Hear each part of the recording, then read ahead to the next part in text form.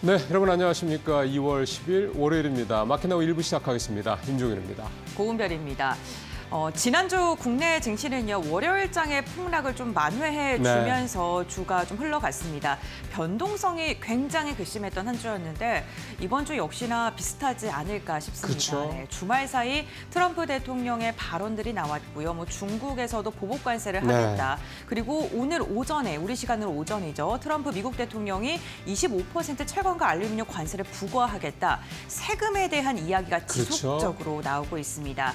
과연 월요일장 우리 시장 지난주와 같은 그런 폭락이 이어질지 시장의 변동성 함께 체크해 보셔야 될 것 같습니다. 예, 계속 주 초에 시장의 변동성이 커지는. 그러니까 따져보면 이제 트럼프 대통령 이런 언급들이 이제 주말 사이에 우리 시간으로 봤을 때 이제 나온다 이런 얘기가 좀 되는 거고요.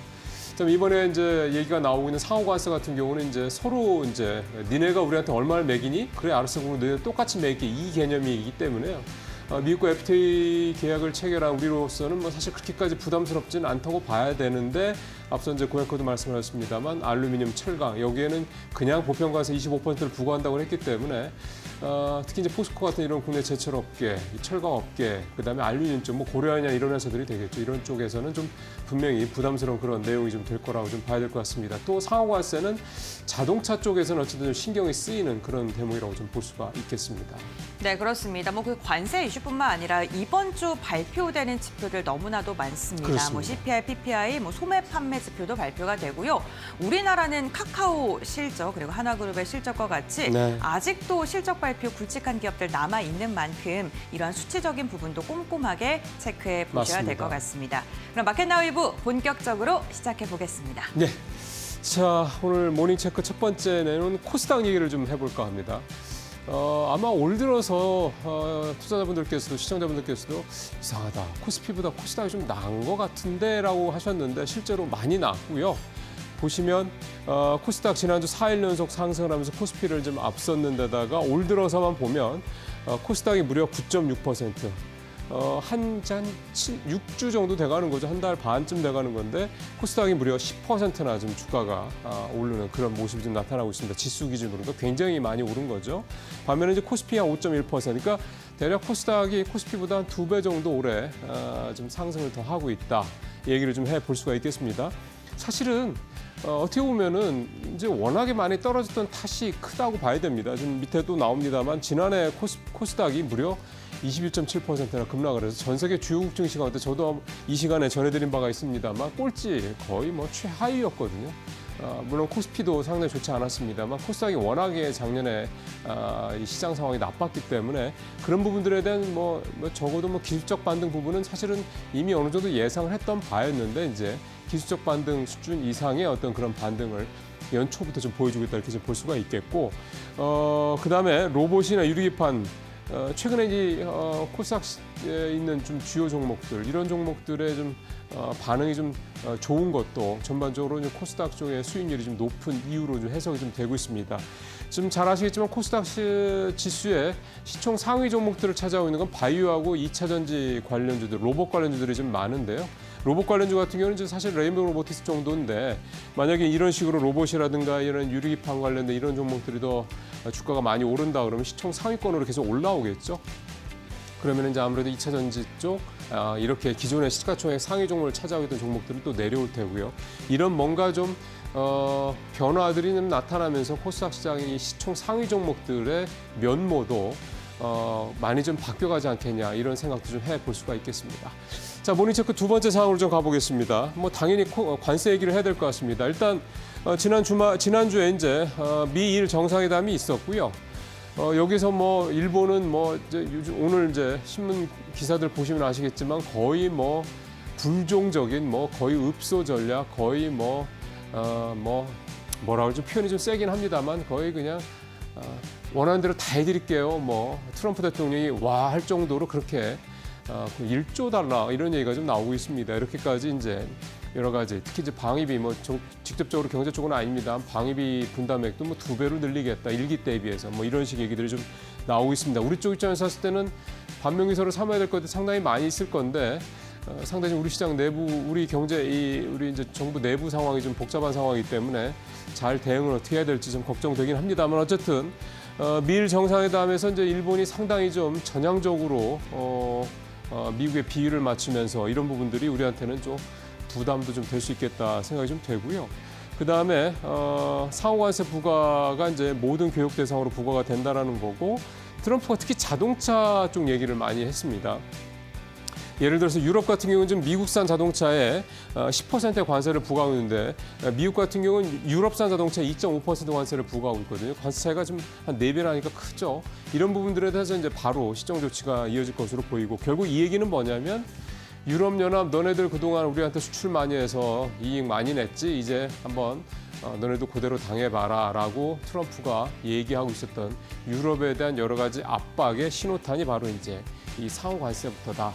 이제 이후에 이제 또 보편 관세 얘기 당연히 나오겠죠. 지금 알루미늄이랑 철강 쪽도 얘기가 좀 나왔는데, 사실 뭐 유럽 쪽에서 알루미늄, 철강 쪽에서 큰 기업이 있는 건 아니긴 합니다만, 어쨌든 계속해서 이제 이런 식의 어떤 타겟팅 그런 관세 전략이 앞으로도 끊임없이 나올 가능성이 크다, 이렇게 봐야 되기 때문에 관세 이 이슈는 뭐 한두 달 정도가 아니라 올 상반기 내내 계속해서 좀 이어질 가능성이 크다. 또 앞서 이제 곰베르크도 헤드라인에서 말씀하셨습니다만 중국이 좀 먼저 맞불을 놨지 않습니까? 15% 관세 부과하는 거. 이거에 대해서 이제 미국은 현지 시간 10일이니까 아마 오늘 밤부터 이제 적용이 될 텐데, 역시 중국에 대해서 10% 추가 관세 얘기가 있기 때문에 이 부분이 실제로 적용된다 그러면 지금 뭔가 협상이 좀 되는 게 아니냐라는 얘기도 나오긴 합니다만, 일단은 현재로서는 강대강 전략으로 서로 맞붙어서 간다, 이렇게 좀 봐야 될 것 같습니다.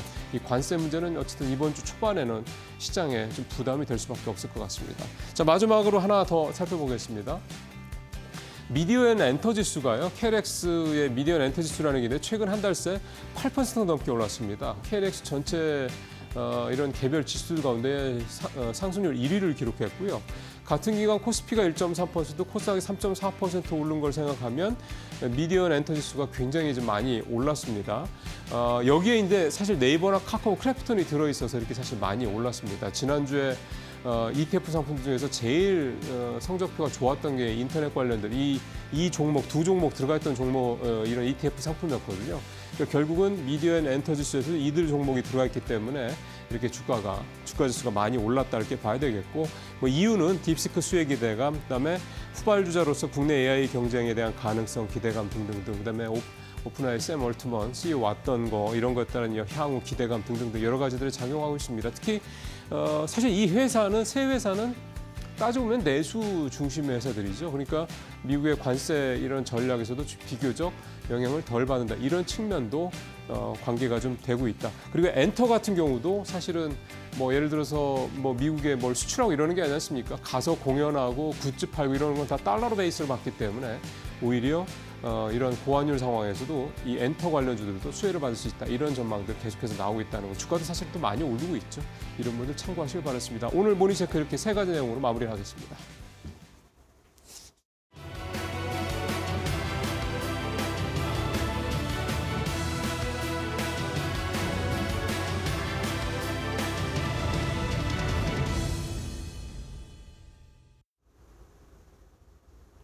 한 주의 시작 월요일입니다. 지난주 금요일 뉴욕 증시 상황부터 먼저 점검을 해보고 주말 사이 나왔던 주요 이슈들 점검해보시면서 오늘 국내장 함께 대비해보도록 할 텐데요. 일단 트럼프발 관세 때문에 3대 지수가 일제히 하락했습니다. 나스닥 이날장에서 1.3%의 낙폭을 키우면서 19,500선까지 내려갔고요. 특히 빅테크 종목들의 하락폭이 가팔랐죠. 알파벳이 3%, 아마존은 4%, 테슬라는 이날장에서도 연일 하락하면서 추가적으로 3%의 지수 하락을 보였습니다.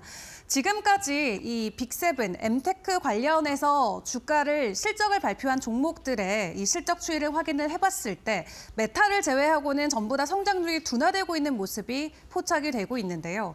이 실적과 관련된 우려감들이 또 그대로 주가에 작용이 되면서 빅테크 관련주들 일제히 가격 하락이 연일 이어지고 있는 상황입니다.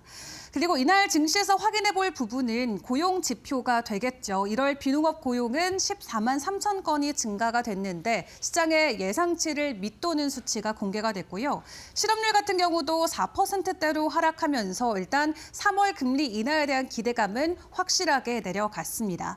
그리고 오는 5월, 6월도 추가적인 금리 인하가 없을 것이다라는 관측들이 잇따라 나오고 있는 가운데 CME 페드워치에 따르면 일단 3월 금리 인하와 관련된 베팅은 지수는 91%까지 올라간 상황입니다.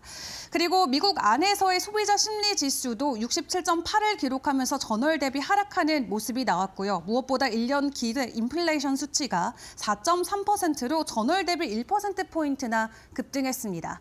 연준이 계속해서 외치고 있는 인플레이션 그 지표 수치 위로 투자자들은 오히려 더 부정적인 인플레이션의 전망치를 기대하고 있는 상황인데 상황이 이렇다 보니까 연준 위원들은 계속해서 앞으로 발표되는 인플레 지표들을 더욱더 주목하겠다라는 코멘트들을 내놓고 있고요. 무엇보다 인플레이션에 대한 이런 심리들을 자극하는 건 트럼프의 관세 전쟁이 되겠죠. 상호 관세와 관련된 코멘트를 내놓으면서 주말 사이 여러 가지 이슈들이 크게 부각되기도 했습니다. 일단 현지 시간 기준으로는 10일이나 11일 그리고 국내 시간으로는 11일에서 12일 사이에 이 상호 관세와 관련된 추가적인 발표안들이 나올 것으로 보여지고 있고요. 발표와 즉시 바로 발효된다라는 점도 주의하시면서 이 11일과 12일 사이에 나오는 주요 코멘트들 점검을 해보시는 게 중요할 것 같습니다. 이런 상황이 이어지게 된다면 우리 국내 증시 그리고 국내 경제에는 어떤 영향들이 가해지게 될까요? 일단 국내 증시의 상황을 함께 확인을 해보시면 다음 페이지 함께 보시죠. 국내 경제 측면에서는 사실 FTA를 체결하고 있기 때문에 현재 품목 98%는 관세가 전면 폐지가 돼 있는 상황입니다. 그렇기 때문에 사실상 관세 장벽이 없는 국가다라고도 볼 수 있겠고요. 상호 관세를 비켜갈 가능성도 한편에서는 제기가 되고 있습니다. 다만 중요한 건 대미 무역 흑자의 폭이 될 것 같은데 이 미국 상무부 통계를 확인을 해봤을 때 작년 대미 흑자 규모가 한국이 세계 9위로 확인이 되고 있습니다. 연간 기준으로 100조 원 정도가 현재 잡히고 있는 상황인데 트럼프 대통령이 원하는 게 단순하게 동등 세율을 부과하는 게 아니라 어떻게 보면은 무역 적자에 대한 불균형을 해소하는 게 그의 니즈이니만큼 단순하게 98%의 관세 전면 폐지와 관련해서 동등한 세율을 부과하는 게 아니라 이러한 불균형을 해소하는 것에 중점을 맞춘다면 우리 또한 자유로울 수는 없겠다라는 게 전문가들의 시각입니다. 상황이 이렇다 보니까 이번 한 주도 트럼프 정책과 관련된 움직임에 주목을 해보시는 게 중요할 것 같습니다. 그리고 지난주부터 쭉 이어져 오던 인공지능, 특히 소프트웨어 관련해서 움직임들의 주목을 해보시는 게 중요할 것 같은데 일단 트럼프 정책주 관련해서는 방산이나 바이오, 조선 엔터 쪽을 지켜보자라고 증권가에서는 이야기를 하고 있고 또 오늘 새벽 6시 반 정도에 추가적으로 전해진 속보였죠. 철강과 알루미늄에 대해서 추가적으로 25%의 관세 부과가 확정이 됐습니다. 때문에 오늘 관련해서 트럼프 정책이나 AI 관련주들의 변동성 국내 증시에서는 어떻게 반영해갈지 함께 지켜보시죠. 그 외 주요 일정들도 점검을 해보도록 할 텐데요. 지난주 고용 지표가 대거 발표가 되고 이번 주는 인플레 지표들이 대거 발표가 됩니다. 12일에는 미국에서 1월 CPI 발표가 되고요. 13일에는 PPI 그리고 14일에는 소매 판매까지 연결되는데 일단 연준의 닐 카시카리 연은 총재 같은 경우도 당분간은 인플레 지표만 보겠다라는 코멘트를 내놓은 만큼 이번 한 주 이 연준의 상원 출석 의원 일정과 함께 인플레 지표들이 어떻게 나오냐에 따라서 트럼프 관세를 국내 증시 그리고 글로벌 증시가 어떻게 소화하는지가 결정이 될 것 같습니다. 일단 뉴욕 증시 3대 지수가 금요일장에 일제히 하락 마무리가 됐던 만큼 오늘 국내 증시에도 어느 정도의 충격 여파는 가해질 것으로 보여지고 있는데요. 일단 개장 상황 어떻게 진행될지 저희 이데일리 TV와 함께 꼼꼼하게 점검해 보시길 바라겠습니다.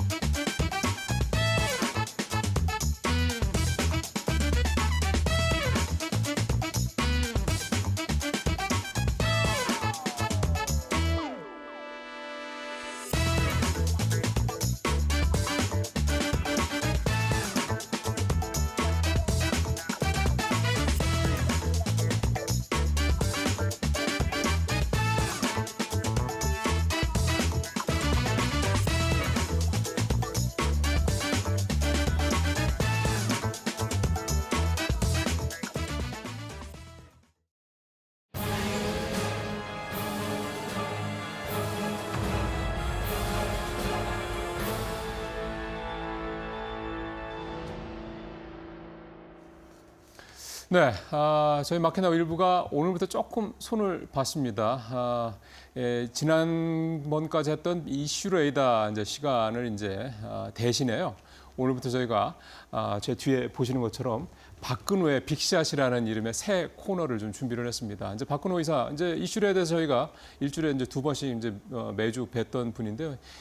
박 이사님과 함께 매일 주요 이슈 하나, 그 다음에 이제 종목으로 이제 이슈를 좀 살펴보는 이 두 가지로 좀 구성을 좀 나눠서 박 이사님의 좀 시장 어떤 시각을 살펴보는 시간을 좀 준비를 했습니다. 자, 박 이사님 이제 오십시오. 자, 오늘 이제 박근호의 빅샷 첫 번째 이제 순서가 좀 되는 건데요. 자, 첫 번째가 이제 이슈를 먼저 살펴보는 거 아니겠습니까? 그렇습니다. 네. 예. 그러면 이제 오늘 박 이사님이 가져오신 박근호의 빅샷 이슈는 뭔지부터 좀 살펴보죠. 자, 보여주십시오. 국내 최초 대책으로 출범 시장 영향은 이게 넥스트레이드 얘기인 거죠? 그렇죠. 우리가 보통 주식을 하다 보면 내가 갖고 있는 기업이 내가 생각지도 못했던 호재나 어떤 그런 것들이 많이 나오잖아요. 그렇죠. 근데 이 증권주는 사실 무슨 뭐 제품을 개발을 했다거나 아니면 어디와 계약을 했다거나 이런 호재가 나오기 상당히 좀 힘든 업종이에요. 맞습니다. 근데 올해 이제 오랜만에 증권 업종에 좀 약간 훈풍을 불어 넣을 수 있는 호재가 좀 나와서 이 부분을 좀 한번 다뤄보고 관련주까지 한번 살펴보도록 하겠습니다. 예. 박근호의 빅샷의 이슈 부문은요, 이렇게 키워드 1, 2 이렇게 나눠져 있고 마지막에 이제 박 이사님이 생각하시는 이제 탑픽 종목 이렇게 나눠져 있는데요. 자, 그러면 첫 번째 키워드를 한번 볼까요? 네. 넥스트레이드. 이게 이제 흔한 말로 쉽게 생각하면 이제 한국거래소 외에 그쵸. 거래소 하나 네. 또 생긴다는 얘기잖아요. 넥스트 트레이드를 좀 약간 합성한 듯한 그런 느낌이 네. 나는데 준비된 이미지가 있으니까 이미지를 보면서 함께 좀 말씀을 좀 그렇죠. 보여드리도록 하겠습니다.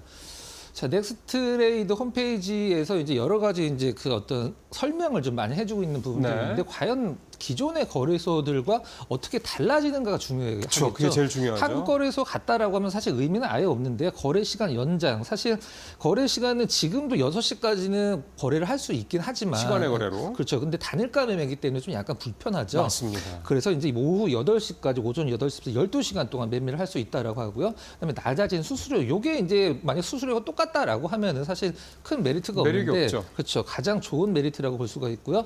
그다음에 여러 가지 이제 주문 방식이나 이런 것들이 있는데 우리가 이제 증권사에서 우리가 만약에 뭐 A 증권사를 통해서 거래를 한다라고 하면은 한국거래소를 통할 것이냐, 넥스트레이드를 통할 것이냐 선택을 하고 거래를 해야 되는데 선택을 안 하고도 할 수가 있습니다. 만약에 선택을 안 하고 하면은 호가상 가장 유리한 호가를 제시하는 거래소로 자동으로 연결이 된다라고 그래요. 그 부분은 상당히 좀 약간 그거는 해당 증권사가 알아서 해준다 이거죠? 그렇죠. 네, 그분 상당 메리트가 있고요.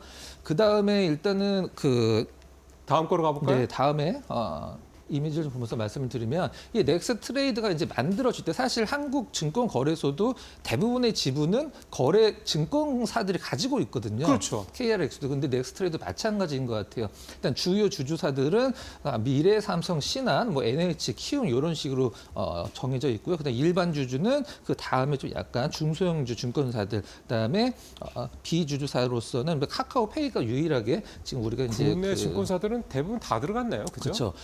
그 시청자 여러분들한테 제가 좀 약간 노래할 만한 말씀을 좀 드려보면 국내 증권사 혹시 몇 개 있는지 아세요? 물어보면 한 15개, 20개 이렇게 얘기를 하시거든요. 훨씬 많죠. 국내 증권사가 60곳이 있습니다. 네. 그러니까 그 국내외 합쳐서. 네, 그렇죠. 네, 국내에서 이제 선택할 수 있는 증권사가 그렇죠. 굉장히 좀 많은 거죠. 그러면은 두 번째 키워드를 한번 자, 좀 가볼까요? 보도록 할까요? 네. 네. 자, 두 번째 키워드를 가보겠습니다. 열어보시죠. 해외. 이거는 또 무슨 의미입니까? 네, 우리나라에만 사실 이 대체 거래소가 있지는 않거든요. 그렇겠죠. 근데 해외에는 과연 어떤 대체 거래소들이 활성화되고 시장의 어떤 부분들을 차지하고 있는지 한번 이미지를 보면서 좀 말씀을 좀 예. 드려보도록 하겠습니다. 자, 화면 보겠습니다. 자, 이제 주요 국가들 이제 미국, 호주, 일본이 나와 있는데요. 미국은 대체 거래소 보통 ATS라고 표현을 하거든요. 얼터너티브 트레이딩 시스템이라고 해서 대안 거래소라고 이제 표현을 하고 그걸 이제 ATS 우리나라에도 ATS라고 표현을 하는데요. 미국은 한 32개 정도 전체 거래 거래의 약 한 11% 정도를 담당을 하고 있다라고 시장을 좀 보고 있습니다. 그다음에 호주 같은 경우는 한계가 있는데요. 다크풀 포함해서 20% 이제 다크풀이라는 건 뭐를 의미하는 거냐면 우리가 시장을 통해서 이제 실시간으로 거래라는 걸 볼 수가 있잖아요. 네. 근데 기관 투자자 같은 경우는 이제 대량 매매 같은 경우를 정해진 그 약속된 상대방과 이제 대량 거래를 하거든요. 블록딜 말씀하시는 그렇죠. 거죠. 그런 네. 것들을 이제 다크풀이라고 표현을 하는 건데 그 20% 전체 거래 20%가 꽤 많네요. 네, ATS가 대체 거래소가 이제 차지를 하고 있다라는 차지하고 있는 상황입니다. 일본은 3개가 있고요. 전체 거래 약 12% 차지를 하고 있는 상황인데 우리나라 이제 ATS 넥스트레이드 같은 경우는 이제 처음에 이제 8개 종목으로 시작을 해서 향후에 이제 800개까지 늘린다라고 하는 전망이 나와 있는 상황인데 보통 거래가 좀 많고 그다음에 코스피 200, 코스닥 150 요 안에서 먼저 매매가 좀 이루어질 것으로 생각이 그러면 넥스트레이드가 3월 4일 날 출범을 해도 네. 처음부터 모든 2,000개 이상 상장된 종목들 그건 다 하는 건 아니다 네, 이 다 말씀이군요. 아니죠. 계속 점차적으로 종목을 늘려가고 있는 상황인데 시청자 여러분들이 가장 궁금해하시는 게 이걸 것 같아요. 우리가 보통 아비트리지라고 해서 같은 상품인데 다른 거래소에서 거래가 되는 차익 거래가 있고 거래가 그렇죠. 있죠. 우리가 네. 코인도 사실 외국과 우리나라의 그 가격 차이가 있고 그러면은 네. 가격 차이가 이걸 어떻게 되는 거냐라고 했을 때 제가 봤을 때는 뭐 거래소의 마감 그 호가가 실질적으로 다음 날 이제 적용되는 걸로 저는 그렇게 좀 알고 있습니다. 그다음에 한마디로 쉽게 외국처럼 실시간으로 거래될 수 있는 비포 마켓과 애프터 마켓이 네. 생긴다. 이 정도로 이제 알고 가시면 될 것 같습니다. 자, 키워드 2개를 통해서 넥스트레이드. 그러니까 이제 이게요. 이제 정리를 해서 보면은 수수료도 싸고 근데 하루에 12시간을 이제 거래를 할 수 있고 여러 가지로 이제 투자자분들께서 이제 투자하시는데 굉장히 좀 편의성이 높아진다는 게 분명히 있고요. 근데 이제 지금 당장 3월 4일 날 출범한다고 하는데 3월 4일부터 우리나라 상장된 종목 2,000개가 좀 넘지 않습니까? 이게 다 적용이 되는 게 아니고 일단은 이제 그 100개, 150개, 코스피 뭐 200 뭐 이런 식으로 이렇게 좀 시가총액 대형주들 중심으로 먼저 일단 진행이 되다가 이제 하나씩 늘려간다 이렇게 이해를 하면 되겠습니다. 아마 근데 그 부분은 뭐 빠르게 네. 진행이 되지 않겠냐. 왜냐하면 사실 이게 초반에 그 참여자들이 많이 들어오질 않으면 투자자들이 들어오지 않으면 이 시장이 자리 잡는 데 분명히 어려울 거거든요. 아마 그 부분은 빠르게 진행이 되지 않을까 그런 기대를 해보겠습니다. 그리고 해외에서도 있긴 한데 우리는 이제 시작 첫걸음이다 이렇게 좀 보면 되겠고 사실은 이 독점이라는 거, 이 거래소 우리나라도 거래소가 딱 하나밖에 없었던 거잖아요. 맞습니다. 사실 그거에 대한 폐해가 있었던 건데 이런 부분들이 이번에 경쟁을 통해서 소비자들 훨씬 더 친화적인 그런 시장으로 좀 바뀌어간다 이렇게 좀 이해를 하면 참 좋을 것 같다는 생각이 좀 듭니다. 자 이제 마지막으로 이 넥스트레이드 그러니까 국내 최초의 대책으로 출범 관련돼서 뭔가 이제 시장에서 좀 이 수혜를 받을 만한 그런 종목을 좀 찾아본다면 네. 어떤 게 좀 예상이 되세요? 사실 거래가 늘어난다라고 하면 모든 증권사가 수혜라고 할 수는 있겠지만 그렇죠. 네, 그 중에서 일단 저는 탑픽으로 삼성증권을 좀 선택을 했습니다. 그래요? 네. 사실은 개인 투자들이 많이 하고 이러는 종목들을 그런 분 있잖아요. 뭐 네네네. 키움이라든 이런 종목도 네, 있는데 맞습니다. 삼성증권을 선택하신 이유가 있을 것 같은데. 자, 준비된 이미지를 보면서 좀 말씀을 드려보도록 예. 할게요. 우리가 보통 증권사 1위라고 가장 많이 광고를 하는 기업이 사실 키움증권이잖아요. 그러니까요. 키움증권은 이제 그 계좌 수나 이제 사용 그런 이용자 수가 많기 때문이긴 하지만 영업이익이나 이런 것들을 보면 사실 삼성증권에서 낮거든요. 그럼 요거 한번 보면서 이미지 보면서 말씀드리도록 하겠습니다. 지금 네. 보시는 이미지는 이제 지금 해외 증권 수수료가 지금 증권사들을 지금 가장 쉬운 말로 먹여 살리고 있다라고 해도 과언이 아닐 텐데요. 네. 해외 증권 수수료 브로커리지의 순위를 좀 간단히 표를 보면서 말씀드리면 1위는 이제 키움증권입니다. 아무래도 계좌 수가 많기 때문에 그 다음에 삼성증권이 거의 15% 약간 못 미치는 14.9% 정도를 차지를 하고 있고요. 3위까지만 보면 될 것 같습니다. 토스증권. 토스증권이 왜 어떻게 3위를 하지라고 생각하실 수도 있는데 MZ세대들이 지금 토스증권을 좀 많이 쓰고 해외 주식을 주도하고 있는 게 MZ세대이기 때문에 토스증권이 3위다라고 보시면 될 것 같아요. 삼성증권도 이제 키움증권과 경쟁을 하고 있는 상황인데 다음 장에서 이제 삼성증권 우리가 보통 뭐 주식 시장이 좋아서 증권주를 사겠다라고 하면 키움증권을 많이 사는데 실질적으로 대장은 사실 미래에셋증권의 시총은 가장 높죠. 네, 그다음에 그렇죠. 삼성증권, 그다음에 키움증권은 2조 원대고 삼성증권 4조 원대인데 키움증권과 삼성증권의 영업이익을 비교를 하면 22년도, 3년도는 좀 약간 차이가 좀 크게 나진 않긴 했었습니다. 조 단위를 넘지 않았기 때문에. 파랑색이 삼성이고, 네, 그렇죠. 예, 그다음에 이 뭐라 해야 됩니까? 분홍색이 이제 키움입니다. 요걸 보면은 키움증권은 오히려 좀 약간 긍정적으로 볼 수도 있는 상황인데 많이 쫓아왔죠. 계속 올라가죠. 올라가고 있는 상황이니까. 그래서 삼성증권의 영업이익으로 봤을 때는 그래도 아직은 키움증권을 키움증권보다 높은 상황이다라고 보시면 될 것 같고요. 자, 그러면은 삼성증권 같은 경우는 그동안에 좀 약간 아쉬웠던 부분이 무엇이냐면 IPO에 그렇게 적극적이지가 않았었어요. 상장 주관사가 별로 열심히 안 했다 이거잖아요. 그렇죠. 가장 마지막에 상장 주관사한 게 토스입니다. 22년도에. 토스 이후에 한 번도 상장 주관을 한 적이 없는데 올해 상반기에 빅3가 이제 시장에 상장을 하게 되는데 그 세 개를 모두 삼성증권은 이제 IPO를 담당을 하기로 했어요. 아, 그래요? 빅3가 어디예요? 빅3가 이제 다 3조 원, 2조 원, 1조 원이 넘는 기업들인데 SJ 서울보증보험, 그다음에 DN솔루션. DN솔루션은 두산 공작기계죠. 국내 1위, 그다음에 전 세계 3위를 기록하고 있는 굉장히 좋은 기업입니다. 그다음에 롯데 글로벌 로지스 이렇게 해서 세 개 기업을 모두 그 삼성증권이 IPO를 하는 상황이고요. 가장 중요한 거 한번 좀 보도록 하겠습니다. 네. 지금 이제 삼성증권, 미래에셋증권, 키움증권의 가격을 작년 4월 달서부터 같이 스타트를 했다라고 했을 네. 때 과연 누가 지금 수익률이 가장 좋은가라고 보고 있는 건데요.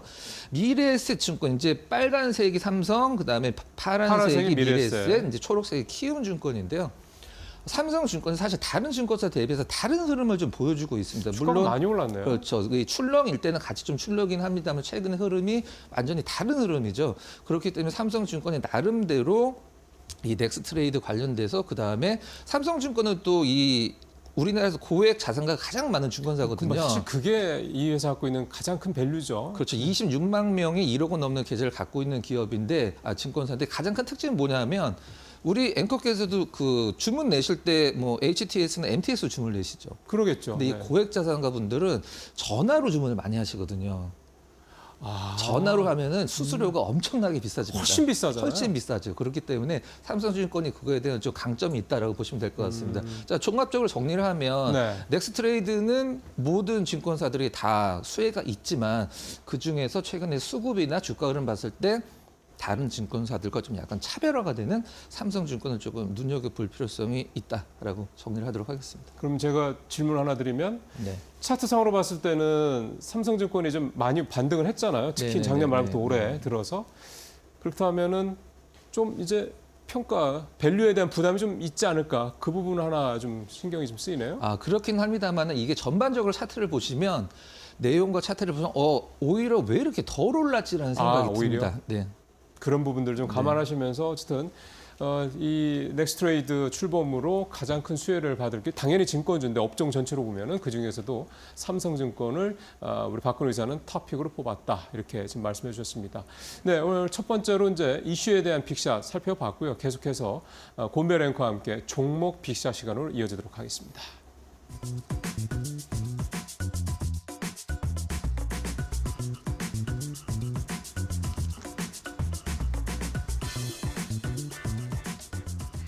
네, 그럼 계속해서 종목 빅샷들 알아보도록 하겠습니다. 오늘부터 이 시간을 통해서는요, 상승의 시그널을 내고 있는 종목을 어떻게 선별하는지 그에 대한 방법과 종목에 대한 이야기들까지 박근우 이사와 함께 나눠보도록 하겠습니다.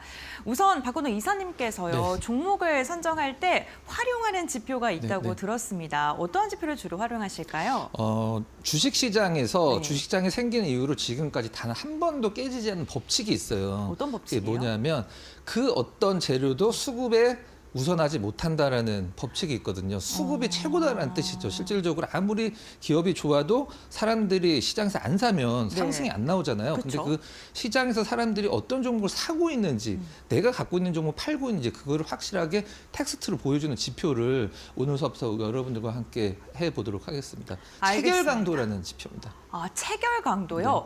체결 강도라고 하면은 사실 뭐 다양한 지표들이 있는데 체결 강도라면 거래량이랑 좀 비슷하지 않을까 뭐 이런 생각도 들거든요. 뭐가 그렇긴 다른 합니다. 거예요? 세상에 단 하나뿐인 이제 선행지표라고 저는 얘기를 선행지표. 했는데요. 네. 모든 우리가 아는 차트에서 이제 설정을 할 수 있는 보조지표는 다 후행지표거든요. 아. 근데 이 체결 강도는 이제 어떻게 산정이 되냐면 네.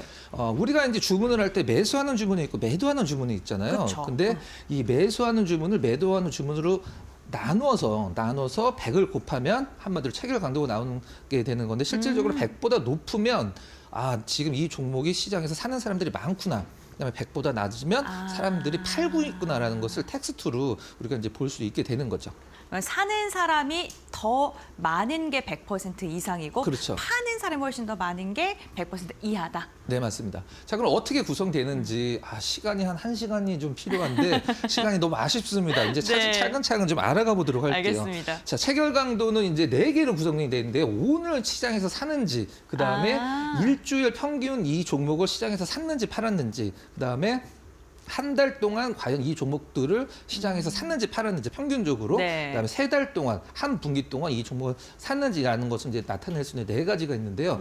4가지가 다 100이면 좋겠죠. 그쵸. 실질적으로. 그러면은 이런 것들을 우리가 이제 그 종목으로 어떻게 실질적으로 적용을 하는지 제가 은별 앵커님과 함께 한번 좀 봐보도록 하겠습니다. 알겠습니다. 자, 고려아연이에요. 누구나 사고 싶지만 아무나 무서워요. 살 수 없었던 그런 종목이죠. 네. 자, 우리 앵커께서 네. 은별 앵커께서 언제 샀으면 가장 좋으시겠어요? 힌트가 좀 나와 있네요.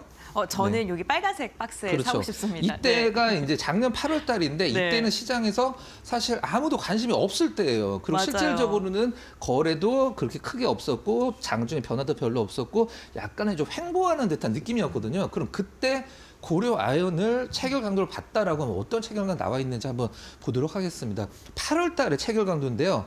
한 3달 동안의 체결 강도가 100이 일단 넘고, 그다음에 한 달 동안의 체결 강도가 100이 넘고, 5일 동안 일주일 평균의 체결 강도도 100이 넘어요. 한마디로 일주일 한 달, 3달 동안에 시장에서 사람들이 고려연을 계속 사고 있다는 뜻이죠. 근데 여기서 가장 중요한 게 뭐냐면 여기 이제 2개의 네모칸이 쳐져 있는데 1.5% 빠져 있죠. 여기 보면. 근데 체결 강도 124. 왠지 막 조정을 주는 것 같은데 사는 사람이 훨씬 많은 거네요. 그렇죠, 맞습니다. 그 여기도 사실 뭐 약보합이긴 합니다만 186이라는, 그러니까 가격 변화가 없이 누군가 야금야금 계속 샀다는 뜻이거든요. 이런 부분들 이렇게 거의 조정이 나오는 날 이렇게 체결 강도가 높은 것은 굉장히 유심히 보셔야 돼요. 굉장히 중요한 부분입니다. 자, 그럼 바이브 컴퍼니 한번 봐보도록 할게요. 샘 올트만 오면서 이제 관심 받기 시작한 AI 이제 그 데이터 기업이죠. 은별 앵커께서 여기 요나 네. 사고 싶으세요? 내가 이거 무조건 사야 되겠다. 그런 차트 흐름을 좀 보이시나요?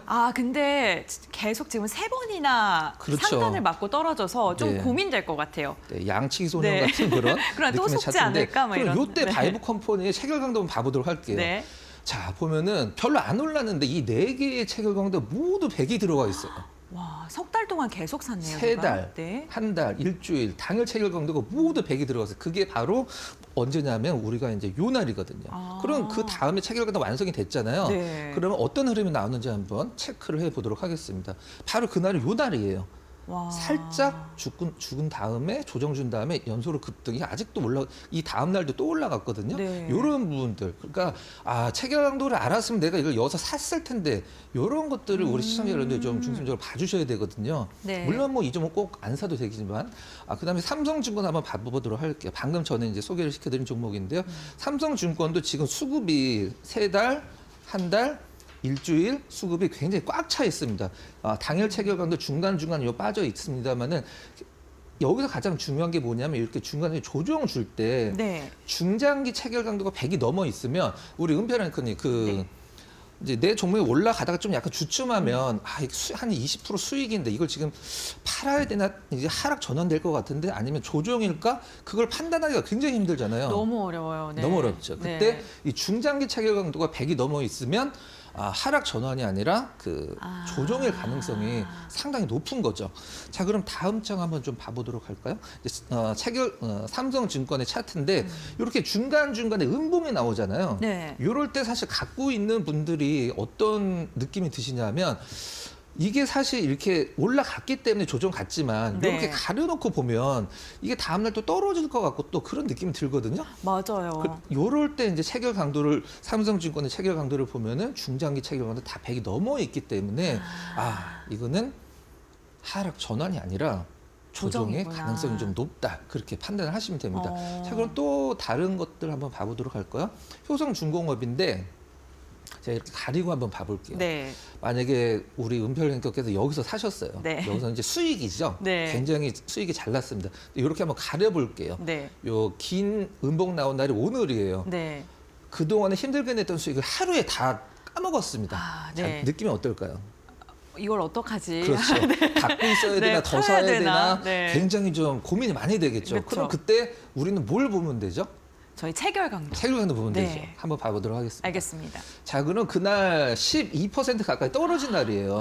체결강도 보면 당일 체결강도 너무 많이 떨어졌기 때문에 빠졌어요. 네. 근데 일주일, 한 달, 60일 체결강도가 100 이상을 유지를 해주고 있다. 이게 무슨 의미인지 제가 설명드렸죠. 네. 하락이 계속될까요? 아니면은 조정을 마치고 반등을 줄까요? 반등을 줄 것 같아요. 그렇죠. 이제는. 네. 물론 체결 강도라고 해서 100%다 맞지는 않겠죠. 다 맞지는 않겠지만 우리가 이제 그동안의 효성중공을 보면 이게 이제 이걸 제가 말로 설명을 드리면 당일은 이제 시장 충격 때문에 12% 가까이 빠졌지만 일주일 동안 이 종목을 산 사람들은 아직 안 나갔다. 아. 한 달 동안 이 종목을 산 사람들은 아직 매수를 유지를 하고 있다.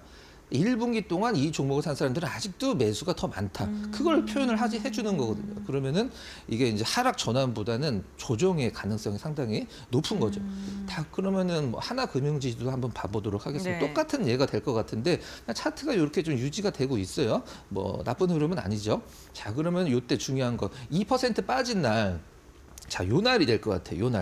요 날 소식 안 사도 되고 반등을 확인하고 사도 돼요. 근데 요 날 하나금융주제 체결 강도를 보면 2% 빠진 날 산 사람들이 더 많았습니다. 그러네요. 그렇죠. 그 다음에 일주일, 한 달, 아직 60일은 채워지지 않았지만 한 달 체결 강도, 일주일 체결 강도, 그 다음에 당일 체결 강도 100이 넘었어요. 이건 무슨 말이냐면 시장에서 가격이 빠진 것처럼 보이게 했지만 산 네. 사람들이 더 많았다.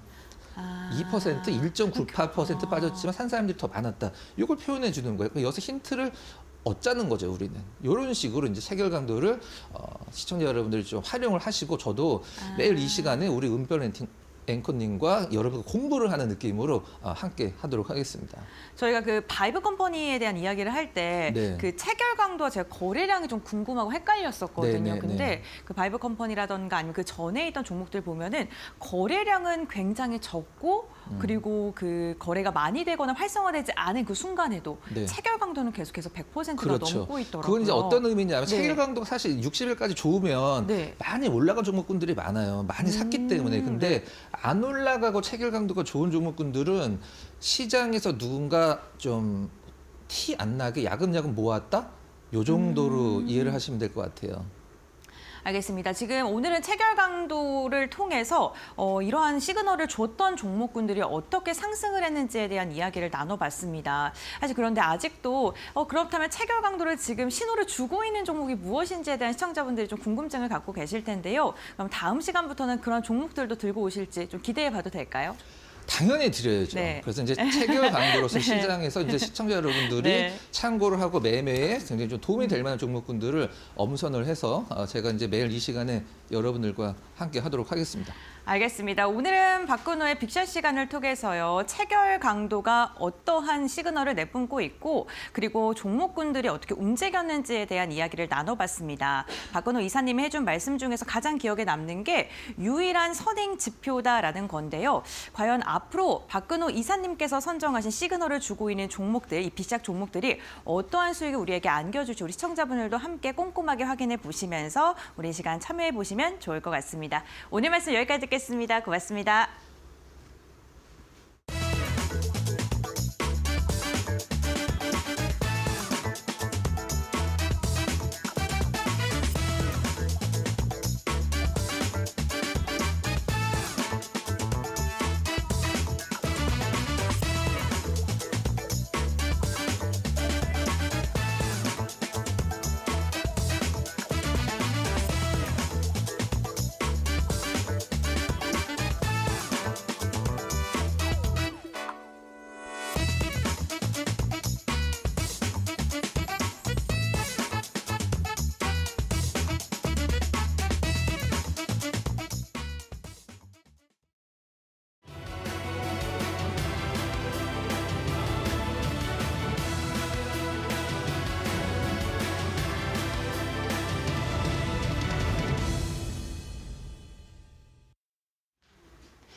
마켓 리포트 강민정입니다. 오늘은 총 4개 리포트를 살펴볼 텐데요. 모두 목표 주가 상향 조정이 나왔습니다.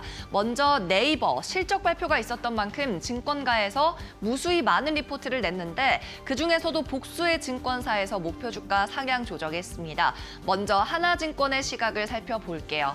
제목에 광고 매출 5조 원 시대라면서 인터넷 업종에서 탑픽을 유지한다고 밝혔습니다. 2024년 광고 매출이 5조 원에 육박했습니다. 올해도 이 같은 성장세와 확장세는 지속될 것 같은데요. 네이버 올해 매출 10%가량 올라서면서 5조 4,750억 원의 광고 매출을 이뤄낼 걸로 보입니다. 특히 올해는 이 네이버의 광고 경쟁력이 빛을 발하는 해라고 적고 있습니다. 두 가지 투자 포인트가 있는데요. 첫 번째는 AI 기반의 광고 플랫폼인 애드부스트, 그리고 두 번째는 올해 별도 앱 출시가 예정된 플러스 스토어입니다. 이 애드부스트 같은 경우에는 AI가 타겟팅을 해서 광고를 하기 때문에 광고 집행 비용은 낮아지고 반대로 효율성은 올라갑니다. 또 플러스 스토어가 앱으로 별도 출시된 이후에 얼마나 활성화되는지에 따라서 현재의 추정치가 추가 상향될 가능성이 있습니다. 여기에 따라 현재 구간에서는 매수 접근이 유효하다고 밝히고 있습니다. 또 이 AI 관련해서는 오는 3월 주주총회 이후에 이 매니지먼트 강화와 함께 방향성이 제시될 예정이어서 이 부분도 기대가 된다고 밝히고 있고요. 하나증권 기존 목표 주가는 25만 원이었는데요. 상향 조정 나오면서 27만 원으로 다시 제시하고 있습니다. 네, 이어서 네이버에 관한 다른 증권사의 리포트도 한번 살펴보죠. 이번에는 상상인 증권에서 밝혔고요. 이어 앞서서 하나증권과 마찬가지로 기존 목표 주가는 25만 원이었는데 훨씬 더 큰 폭의 상향 조정 나왔습니다. 목표 주가 31만 원까지 높여 잡은 상황. 그 이유에 대해서 일단 제목에서 포괄적으로 밝히고 있는데요. 네이버의 모든 서비스에 AI가 침투하고 있다면서 성장과 동시에 리레이팅도 가능하다고 얘기하고 있습니다. 네이버 올해의 가장 큰 투자 포인트는 내수 시장을 얼마나 회복하는지였습니다. 그런데 여기에 더해서 딥시크가 나온 이후로 AI까지 투자 포인트에 포함이 되고 있습니다. 특히나 이 같은 관점에서 올해가 승부처라고 상상인 증권에서는 얘기하고 있는데요. 이 네이버 그리고 카카오는 다른 AI 관련 중소형주에 비해서 많이 밸류에이션을 못 받았습니다. AI 소프트웨어로서의 지위를 주가에 반영받지 못한 거죠. 하지만 이 같은 상황이 바뀌고 있다는 겁니다. 모바일 메일에서 사용자들이 하루 평균 체류하는 시간이 YOY 기준 10% 성장한 것이 3개 분기 연속되고 있고요. 또 광고 부문에서는 디스플레이의 성장률이 YOY 기준 10% 수준까지 회복을 한 상황입니다. 여기에 더해서 주력 부문 중에 하나인 커머스도요. 넷플릭스와의 멤버십이 도입된 이후로 하루 평균 가입자 수가 50% 급증했고 가입자들의 평균 지출액도 30%나 늘어났기 때문이죠. 네, 상상인 증권과 하나증권 모두 AI라는 투자 포인트에 공통적으로 초점을 맞추고 있었고요. 목표 주가 25만 원에서 31만 원으로 상향 조정했습니다. 이어서 다음 종목들도 살펴보겠습니다. 이번에는 은행주 한번 토파 볼 텐데요. 최근 계속해서 은행주 단에서는 목표 주가 상향 조정이 줄줄이 나오고 있죠. 오늘자 JB금융도 마찬가지입니다. 하나증권에서는 배당 가능 이익 논란이 있었지만 주주 환원 확대라는 추세는 굳건하겠다고 적었네요. 2024년 순이익은 6,700억 원대를 기록했고요. 특히 ROE가 주목할 만했습니다. 업계 최상위 수준인 13%를 기록했기 때문이죠. DPS는 995원, 그리고 배당 성향은 2023년과 비슷한 수준인 28%를 기록했습니다. 특히 2025년에는 자사주 매입 관련 공시는 따로 없었지만 다가오는 주주총회에서 이 배당 가능 이익에 관해서 승인을 받은 후에 결의할 예정이고요. 지난해 실시분이 있습니다. 지난해 총 자사주 매입 계획 규모의 610억 원이었는데 이 가운데 310억 원이 이 배당 가능 이익 논란 때문에 집행되지 못한 거죠. 이 310억 원을 올해로 2월해서 올해 원래 예정이었던 800억 원에서 900억 원에 310억 원을 더한 1,100억 원 규모의 자사주 매입에 나설 예정입니다. 여기에 더해서 투자자들이 우려했던 점 지난해 말까지 조금 다운된 CET1 비율이었는데요. 올해는 이 CET1 비율도 12.5% 내외에서 안정적인 수준을 유지할 걸로 보여요. 목표 주가 기존 2만 원에서 10% 이상 상향 조정된 22,500원으로 제시했습니다. 또 다음 리포트 살펴보도록 하겠습니다. 마지막으로 마찬가지 은행주인 DGB금융을 다룬 하나증권입니다. DGB금융은 JB금융지주와는 다르게 마이너스 적자의 4분기 실적이 나왔는데도 불구하고 목표 주가가 상향 조정됐는데요. 그 이후로 어두웠던 터널에서 벗어날 것이라면서 올해부터 턴어라운드 스토리가 기대된다고 이야기하고 있습니다. 4분기 300억 원 이상의 적자를 내면서 하나증권의 예상치를 크게 하회했습니다. 하나증권 기존 시장 예상치보다도 더 낮은 눈높이를 내놨는데 이마저도 큰 폭으로 하회를 한 거죠. 하지만 올해 이후로는 이익 추정치가 상향 조정되면서 목표 주가 상향 나왔고요. 올해 순이익은 4,500억 원. 4,500억이라는 것은 100%의 증익을 이야기합니다. 여기에 더해서 올해 대규모 자사주 매입과 소각 결의도 있었는데요. 기존 자사주 200억 원을 소각하는 데 더해서 상반기에는 400억 원 규모의 자사주 매입과 소각을 추가로 의결했고요. 또 하반기에는 추가적인 매입이 있을 수 있다는 것을 암시한 상황이죠. 여기에 더해서 DGB금융 이 PF 리스크 관리도 굉장히 잘하고 있습니다. 부동산 PF 쪽에서만 5천억 원 이상의 손실 처리가 있었기 때문에 올해는 500억 원 이상의 흑자 전환 가능할 걸로 예상되고요. 이 레고랜드 이후로 계속 좀 은행권에서 리스크로 부각이 됐었던 PF에서만 2020년 비중 140%였다면 지난해 말 기준으로 45%까지 크게 낮아졌습니다. 목표 주가 1,500원에서 11,500원으로 1,000원가량 상향 조정됐습니다. 네, 이상으로 마켓 리포트에서 전해드렸습니다.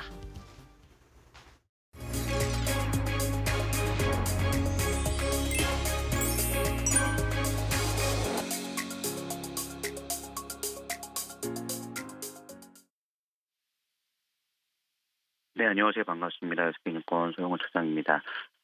지난 미국 증시는 하락 마감하는 모습들이 나타났습니다. 고용 지표가 견조한 발표가 됐음에도 좀 불구하고 장 막판에 좀 하락 전환되는 모습들을 좀 보이면서 우리나라 시장에 좀 영향을 줄 것으로 예상이 좀 되고 있는 상황입니다. 그 이유에 대해 살펴본다라면 트럼프 대통령의 상호무역에 대한 정대 발표를 예고를 했기 때문에 여기에 따라 우려감이 좀 커졌다라고 볼 수 있겠습니다. 트럼프 대통령은 11일 또는 12일 날 상호관세에 대한 부분을 발표할 것이다라고 언급을 했다라고 말씀을 드릴 수 있겠고요. 미국이 수입하는 모든 철강과 알루미늄에 25% 관세를 부과할 것이다라고 발표를 하면서 시장에 대한 부담이 좀 작용을 했다라고 볼 수 있겠습니다. 이런 점들로 인해서 우리나라 시장도 좀 당분간 좀 영향을 좀 받을 수밖에 없다라고 말씀을 드릴 수 있겠고요. 특히나 필라델피아 반도체 지수가 1.63% 하락했다라는 점들을 감안해 본다라면 오늘 우리나라 시장의 시총 상위 종목들에 대한 삼성전자나 SK하이닉스 하락이 좀 이어질 것으로 예상이 좀 되고 있습니다. 그런 점들을 좀 감안하시면서 대응 전략을 세워나가 보셔야 될 것으로 예상이 되고 있고요. 최근 코스피 지수는 2,500선까지 좀 단기간에 좀 반등하는 모습들을 좀 보여줬습니다만 상단에 대한 저항대가 좀 작용을 하고 있는 상황이기 때문에 제한적인 모습이 이루어질 수 있다는 점 염두에 두시길 바라겠습니다. 하지만 그 안에서 좀 실적에 대한 기대감이 있는 방산이나 조선 섹터에 대한 관심은 여전히 지속적으로 가주실 필요가 있다라고 말씀을 드릴 수 있겠고요. 지금은 단기적인 호흡으로서의 종목 공략보다는 좀 모항하시는 전략을 통해서 실적 좋은 종목들을 노려보시는 것이 중요하지 않을까라고 생각을 하고 있습니다. 특히나 현재 앞으로 연초에 상장 폐지 관련돼서 좀 우려감이 있을 수 있는 부분이 있기 때문에 실적에 대한 부분들을 분명하게 좀 체크를 하시면서 대응 전략을 세워나가셔야 되지 않을까라고 말씀을 좀 드릴 수가 있겠습니다. 이렇게 좀 정리를 해드릴 수 있을 것 같고요. 지금까지 SK증권 소영훈 차장이었습니다. 감사합니다.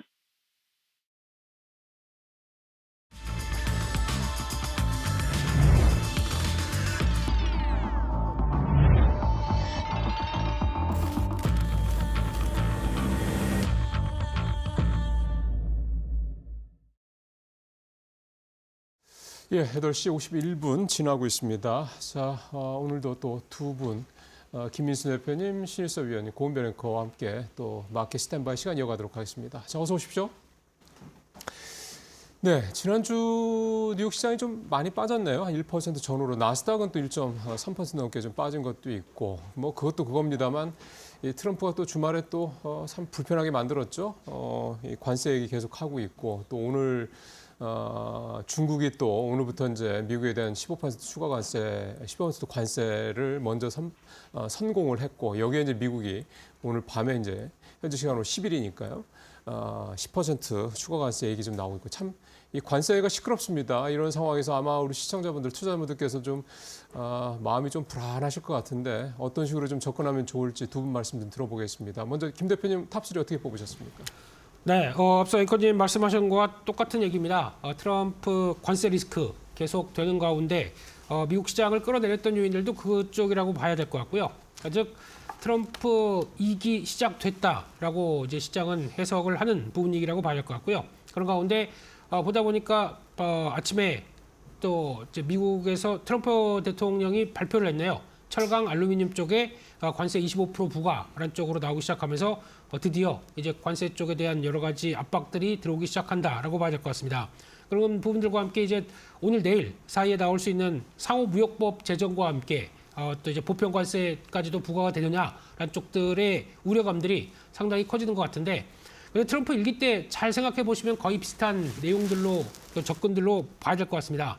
항상 어떤 우려감들이 컸다가 그것 때문에 이제 위험 자산이 좀 위축되면 오히려 어떤 액션이 나오고 그에 따라서 생각보다 그렇게 크지 않는 조치다라고 하게 되면 일단 반등을 하는 모습들도 보여줬기 때문에 이런 기조를 통해서 불확실성이 단기적으로 해소되는지에 대한 관점들로 같이 연결시켜서 보셔야 될 것 같은데 그럼에도 불구하고 국내 증시는 작년부터 좀 미리 하락한 부분이 있기 때문에 오히려 지금 여기서 추가로 크게 밀린다고 하게 되면 오히려 비중을 좀 늘리는 기회로 보시는 게 더 좋지 않을까라는 관점들도 한번 생각해 보시면서 대응하셨으면 좋겠고요.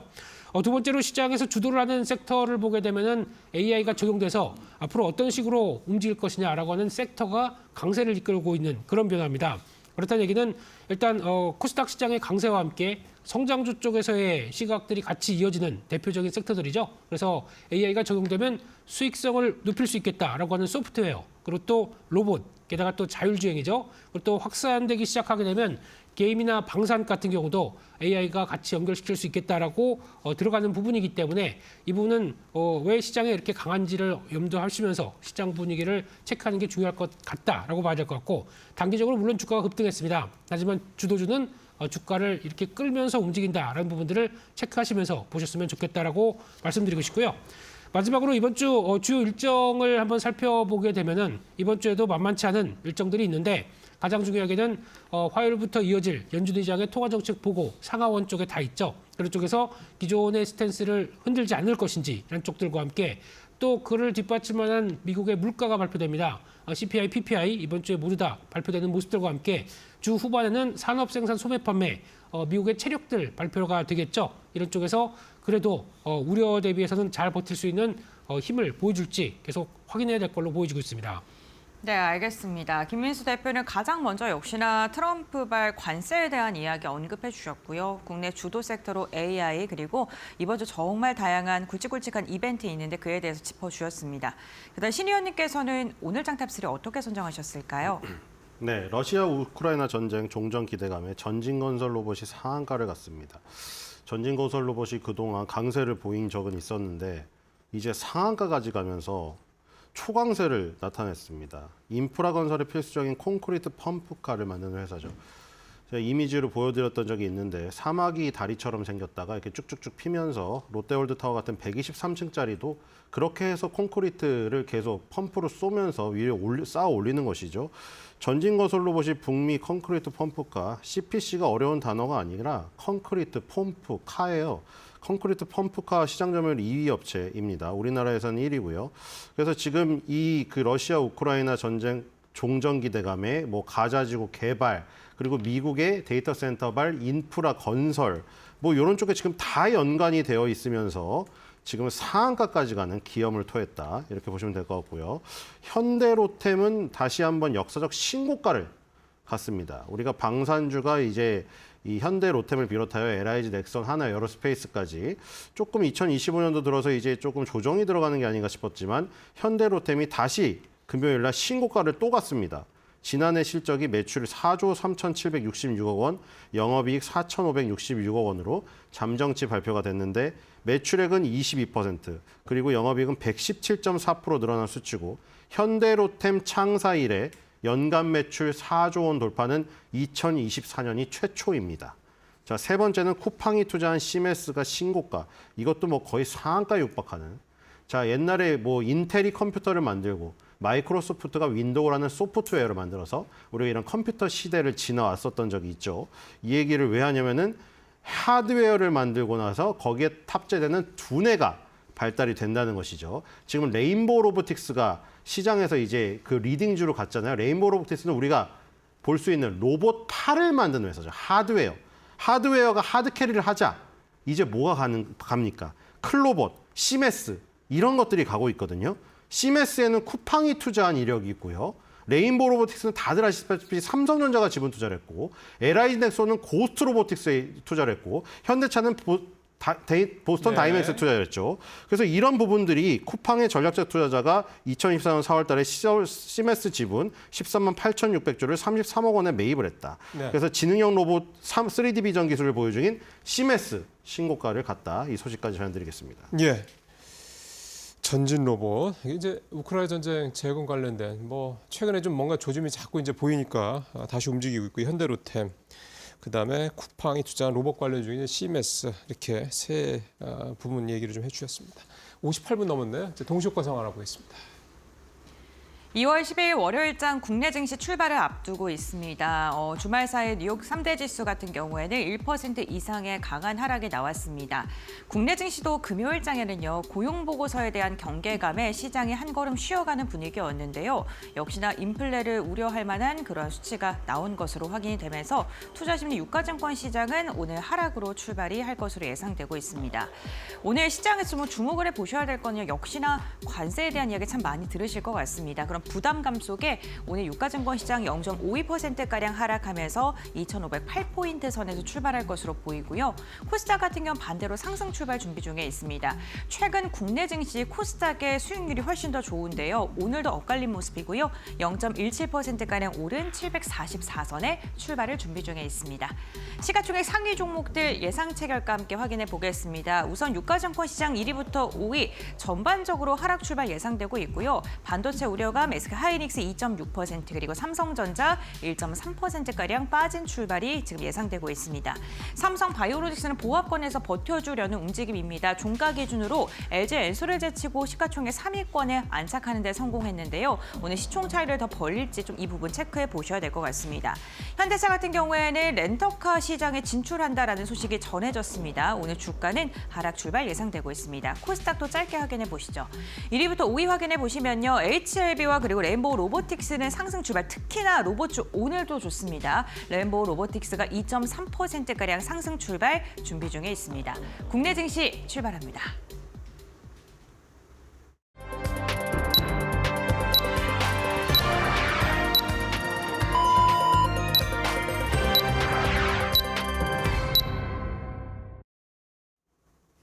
자, 9시에 딱 됐습니다. 2월 10일 월요일 시장 열렸고요. 자, 장 분위기 좀 살펴봐야 될 텐데 동시효과 상황으로는 좀 전반적으로 좀 분위기가 뭐 이렇게 썩 좋다고 볼 수는 없겠습니다만 확실히 좀 올해 들어서는 코스피보다는 확실히 코스닥이 좀 분위기가 낫다. 이거는 분명한 것 같습니다. 근데 사실 불과 이제 작년으로 넘어가면요. 한두 달 전이지 않습니까?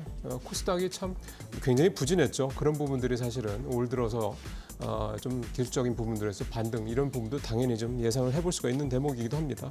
네, 지금 코스피 0.4%, 코스닥은 0.4% 역시 비슷하게 지금 하락을 한 상태에서 일단 출발을 좀 하고 있는 그런 모습입니다.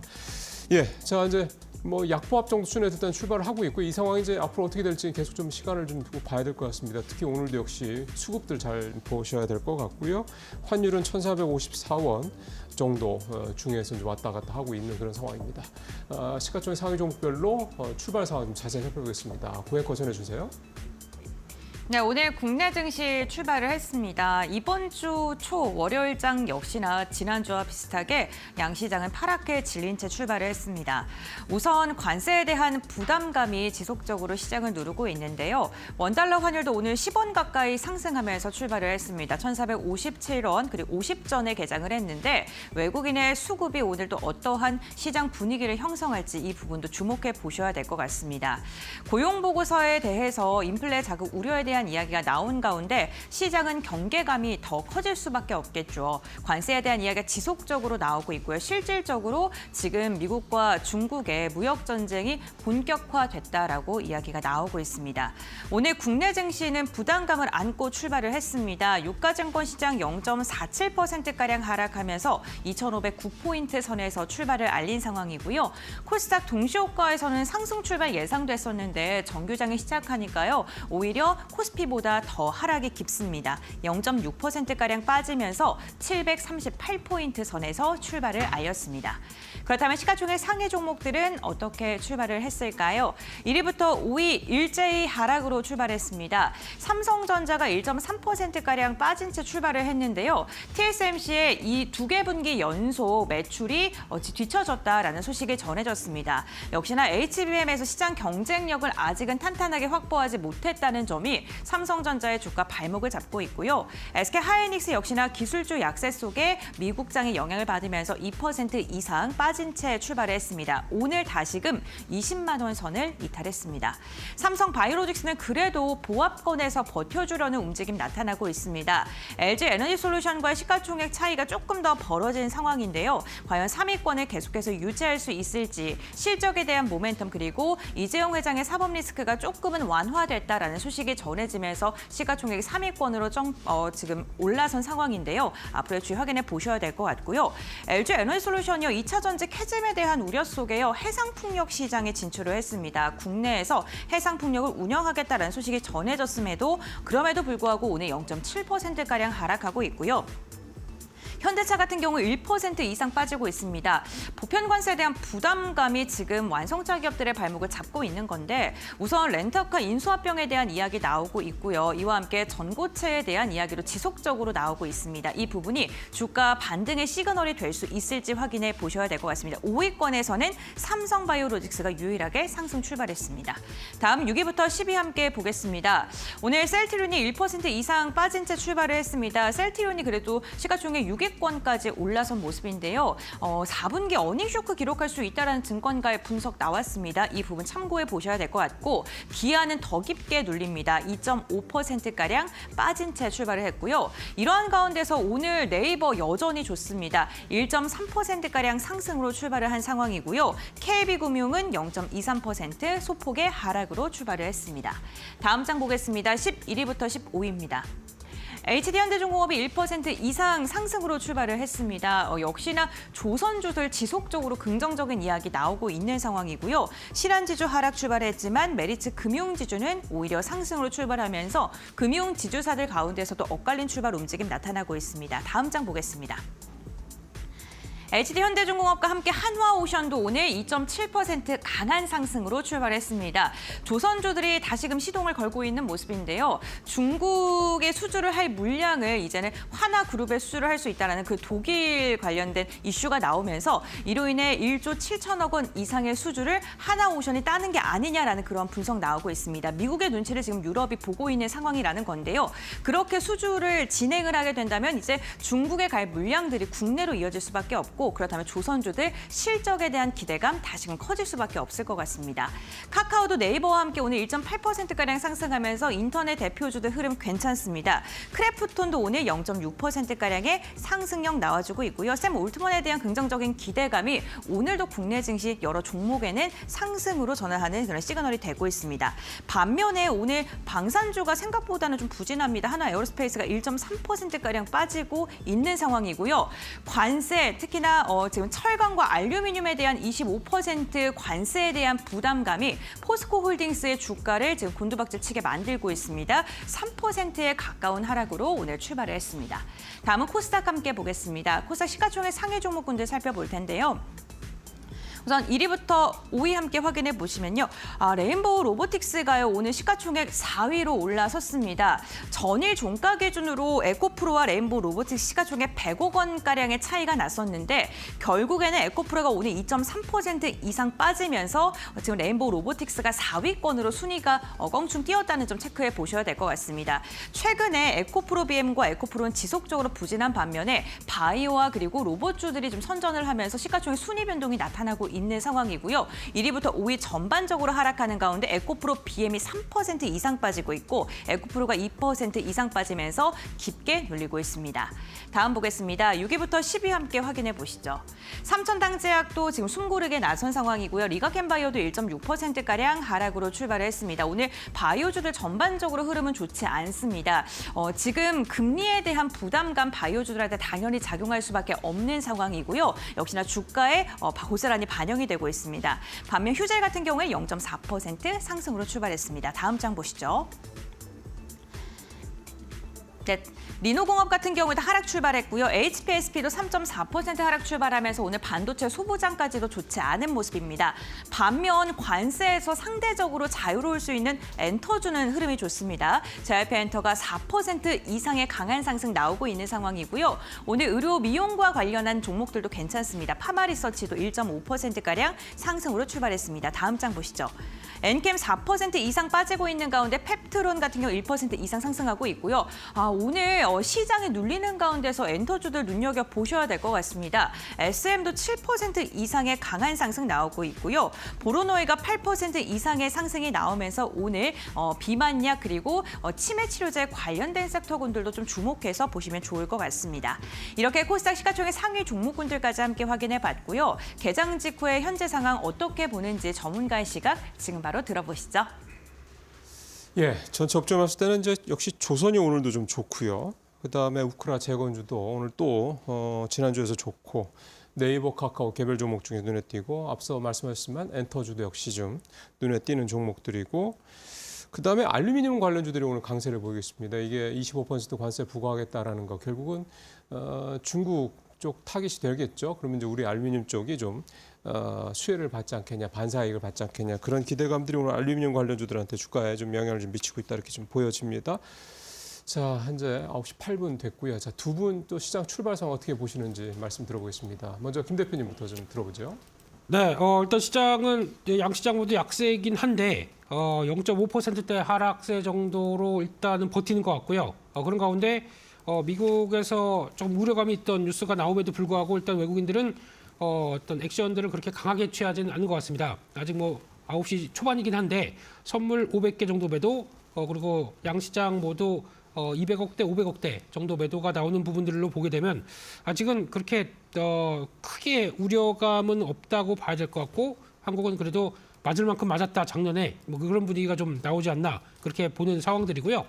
그런 측면으로 봤을 때 업종별 동향을 보게 되면 그래도 업종별 대부분의 업종이 약세입니다. 네, 그중에서 음식료 업종이 그래도 고개를 들고 있는데 음식료 업종 특징 보니까 또 이번 주말에 나왔던 뉴스 약간 정부의 컨트롤 타워가 없는 가운데 제품 가격들을 다들 올리기 시작을 하네요. 네, 그런 쪽의 부분들도 약간 또 어느 정도 영향을 끼치지 않나 생각되고 있고 상대적으로 전기전자 업종 수출에 주도를 하는 쪽이다 보니까 전기전자 그리고 제약 그리고 또 화학 그리고 의료 정밀 이런 쪽들이 약세를 보이는 모습들로 진행이 되는 그런 흐름들입니다.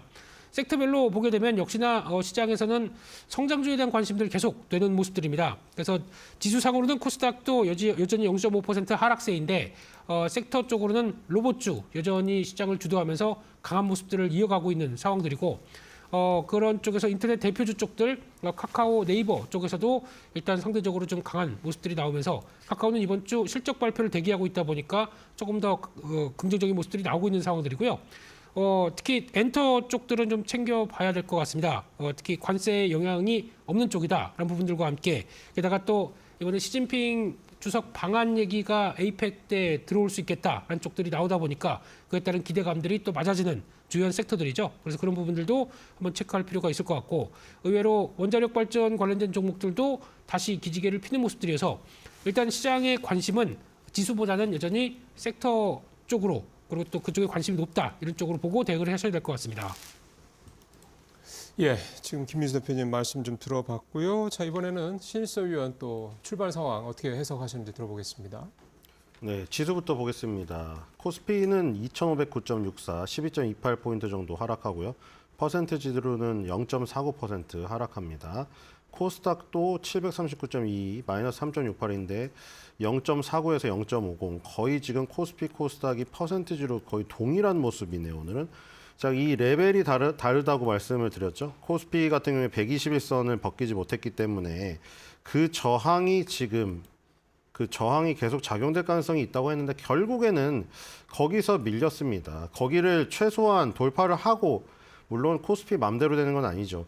원달러 환율이 도와줬어야 되는데 원달러 환율은 교차해서 거기서 61선에서 지지를 받는 바람에 여기서 결국 맞고 떨어졌습니다. 이렇게 되면 이제 이 3일 전 주가로 다시 회귀를 했는데, 이렇게 되면 121선의 저항이랑 지금 다시 하락갭이 발생했기 때문에 또 그 하락갭의 저항까지 돌파를 해야 되는 아주 답답한 상황이 계속 이어지고 있다고 보시면 될 것 같고, 코스닥 같은 경우에는 좀 다르죠. 코스닥은 3일 전에 갭 상승하는 날 121선을 돌파를 시켰기 때문에 지금 머리 위가 시원하죠. 오늘도 밑꼬리를 달고 지금 올라가고 있습니다. 그러니까 지금 이 저항선을 돌파했느냐 안 했느냐가 굉장히 중요한 부분이었죠. 그리고 뭐 그건 맘대로 되는 게 아니기 때문에 원달러 환율에서 61선의 지지를 받고 21선으로 다시 올라갔잖아요. 그러니까 지금 원달러 환율 차트는 다시 예뻐지려고 하고 있거든요. 지금 여기서 1,455원에서 다시 1,470원을 간다면 21선 위에서 또 상승 N자가 출현을 해버리거든요. 이렇게 되면은 코스피는 결국 121선을 벗기지 못한 것이 한이 되는 것이죠. 이렇게 되면 이 지금 한국 원달러 환율 차트랑 코스피 차트는 반대로 움직인다고 했죠. 왜냐하면 당연한 원리인 것이죠. 원달러 환율은 달러의 가치이기 때문에 외국인이 주식시장에서, 우리나라 주식시장에서 매도를 많이 치고 나가면 달러의 가치는 올라가게 됩니다. 그러니까 그 원달러 환율의 차트는 올라가는 것이죠. 반대로 움직입니다. 그래서 지금 원달러 환율 차트가 올라가면 굉장히 예뻐지는 모습을 보이고 있기 때문에 코스피 차트는 다시 안 예뻐질 가능성이 있다는 것이죠. 그리고 저것의 트리거는 역시 말씀드린 대로 외국인의 매도입니다. 우리가 아무리 뭐 수출을 지금 순수출을 몇 개월 동안 유지를 해가지고 자동차랑 반도체 잘 팔린다며요. 그래서 순수출을 유지해서 달러를 아무리 많이 벌어들여도 외국인이 한 번 매도를 해서 하루아침에 몇 조를 팔아버리면 그 벌어들인 달러 다 가지고 나가는 거예요. 그렇기 때문에 외국인의 매도 매수가 훨씬 더 규모가 큽니다. 그러니까 순수출을 아무리 잘 올려봐야 달러에 미치는 영향이 이 주식시장에서 외국인 매도의 영향보다 훨씬 더 적다는 것이죠. 결국에는 외국인의 매도가 이 트리거 방아쇠를 쥐고 있습니다. 그러니까 지금 오늘도 지금 400억가량 팔기 시작하고, 오늘은 코스닥을 지금 640억이니까 코스닥이 거래소보다 규모가 작은데 더 많이 팔고 있잖아요. 지금 압박이 코스닥이 더 심할 수밖에 없는 상황이죠. 물론 아까 기술적인 레벨로는 이미 한 단계 올려놨기 때문에 코스닥이 한 번 더 조금 그 여유는 있습니다만, 자, 코스피를 먼저 보면 2월 7일 날 2,380억을 팔았죠. 결국에는 2월 6일 날 3,500억을 사서 이거 순매수로 조금 전환하는 거 아니야? 왜냐면 순매수로 최초 전환한 거는 2월 4일이었거든요. 790억, 그 다음에 2월 5일 날 640억. 그런데 양이 너무 작았죠. 그래서 이제 2월 6일 날 3,500억 가길래 드디어 1,000억 원대로 올라가면서 이제 관성의 법칙으로 좀 순매수로 가나? 했는데 바로 그냥 2월 7일 날 2,800억 거의 다 팔아버렸습니다. 결국 제자리가 됐죠. 그리고 이제 1월 31일과 2월 3일날 팔았던 2조가량의 순매도는 아직도 남아있는 상황이기 때문에 오늘 또 이제 순매도로 지금 시작을 하고, 지금 순매도가 조금씩 늘어나고 있거든요. 오늘 방향성은 바뀔 것 같지 않습니다. 이렇게 되면은 2월 6일치를 벌써 다 팔았죠, 거의. 좀만 있으면 2월 6일치를 다 팔게 됩니다. 그래서 이렇게 수급이 또 역전이 되게 되면 아까 말한 대로 1,455원 21선을 찍고 지금 1,470원대로 진군을 해버리면 외국인의 매도와 함께 코스피 하락, 원달러 환율의 상승, 이렇게 전개될 가능성이 있기 때문에 또 코스피는 답답한 모습. 결국에는 삼성전자, SK 하이닉스가 지금 완전 발목이 잡혀서, 물론 딥시크발 충격이 뭐 생각보다 크지 않다. 그리고 중국을 다들 원하지 않는 건 사실입니다. 그렇게 제한을 많이 두고 대답도 제대로 못하잖아요. 시진핑에 대해서 대답도 제대로 못하고 각국의 나라들이 다 딥시크를 안 씁니다. 그리고 이 지금 오픈 AI CEO도 그게 그렇게 대단한 건 아니라고 하고 바로 반격이 가능해요. 그럼에도 불구하고 그 주식시장의 충격은 우리 같은 밸류 체인의 하단부에 있는 삼성전자, SK하이닉스에게는 굉장히 크게 다가올 가능성이 크다는 것이죠.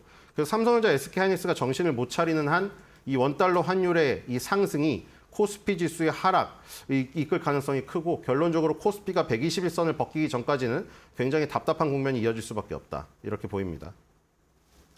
예, 신일섭 위원 말씀을 좀 들어봤습니다. 수급적으로도 좀 풀어보신 건데요. 역시 이제 환율, 그러니까 외환시장과 이제 주식시장의 수급 관계의 상관성 일부분을 좀 풀어서 좀 말씀을 해주셨습니다. 9시 17분 다 돼가고 있고요. 섹터별로 좀 움직임들을 좀 알아보는 시간입니다. 권별 앵커. 네, 국내 증시 개장한 지 17분여가 흐른 상황입니다. 먼저 싱크풀을 통해서 투자자들의 검색 빈도가 높은 섹터부터 알아보겠습니다. 네, 오늘 투자자들의 검색은요, 로봇과 엔터에 쏠려 있습니다. 특히나 로봇 같은 경우에는 또 주말 사이 뉴스가 들려왔었죠. 이제는 SK그룹 역시나 휴머노이드를 키우기 위해서 로봇 산업에 박차를 가한다는 소식이 전해졌습니다. 삼성과 LG 그리고 SK까지 국내 굵직굵직한 주요 기업들의 로봇 산업 활성화로 인해서 오늘 로봇 관련 기업들 주목받고 있고요. 특히나 SK그룹이 투자를 한 로봇사들이 강한 상승이 나오고 있는 상황입니다. 엔터주들의 흐름도 좋습니다. 오늘 개장 직후 시가총액 상위권의 엔터주들이 날아오르는 모습인데요. 지금 시핑 중국 국가주석이 에이펙 방안을 진지하게 고려 중이다라는 그러한 소식이 전해지고 있고요. 중국의 경기 부양책에 대한 기대감 그리고 관세 전쟁에서 다소 자유로울 수 있다라는 그런 분석들이 제기되면서 엔터주들 상대적으로 강한 상승이 나오고 있고요. 투자자들은 검색 많이 하고 있습니다. 전고체 관련해서도 검색을 많이 하고 있습니다. 현대차가 전고체 라인을 3월에 본격적으로 가동한다라는 소식이 전해지면서 이로 인해 전고체 검색은 많이 하고 있습니다만 시장 분위기가 전체적으로 좋지 않아서 오늘 전반적으로 섹터는 눌리고 있고요. 알루미늄에 대한 검색도 많이 하고 있습니다. 지금 모든 철강과 알루미늄에 25%의 추가 관세를 부과하겠다라는 트럼프 미국 대통령의 발표 속에 국내 알루미늄 관련 기업들 반사이익에 대한 기대감 속에 강한 상승 나오고 있는 상황입니다. 이렇게 투자들의 검색 빈도가 높은 섹터 알아봤고요. 다음으로는 투자자별 매매 동향 함께 살펴보겠습니다. 지난주 우리 시장은요, 개인이 홀로 사고요, 외국인과 기관의 매도세가 나왔던 하루였습니다. 지난 주간 기준으로는 그런데요, 월요일장 외국인이 매도세가 이어지고 있습니다. 외국인 420억 원가량의 물량을 토해내고 있고, 다만 기관이요, 오늘은 매수로 전환해서요, 소폭입니다만 77억 원가량의 물량을 소화해주고 있는 상황입니다. 다음으로는 코스닥 매매 동향 함께 확인해 보겠습니다.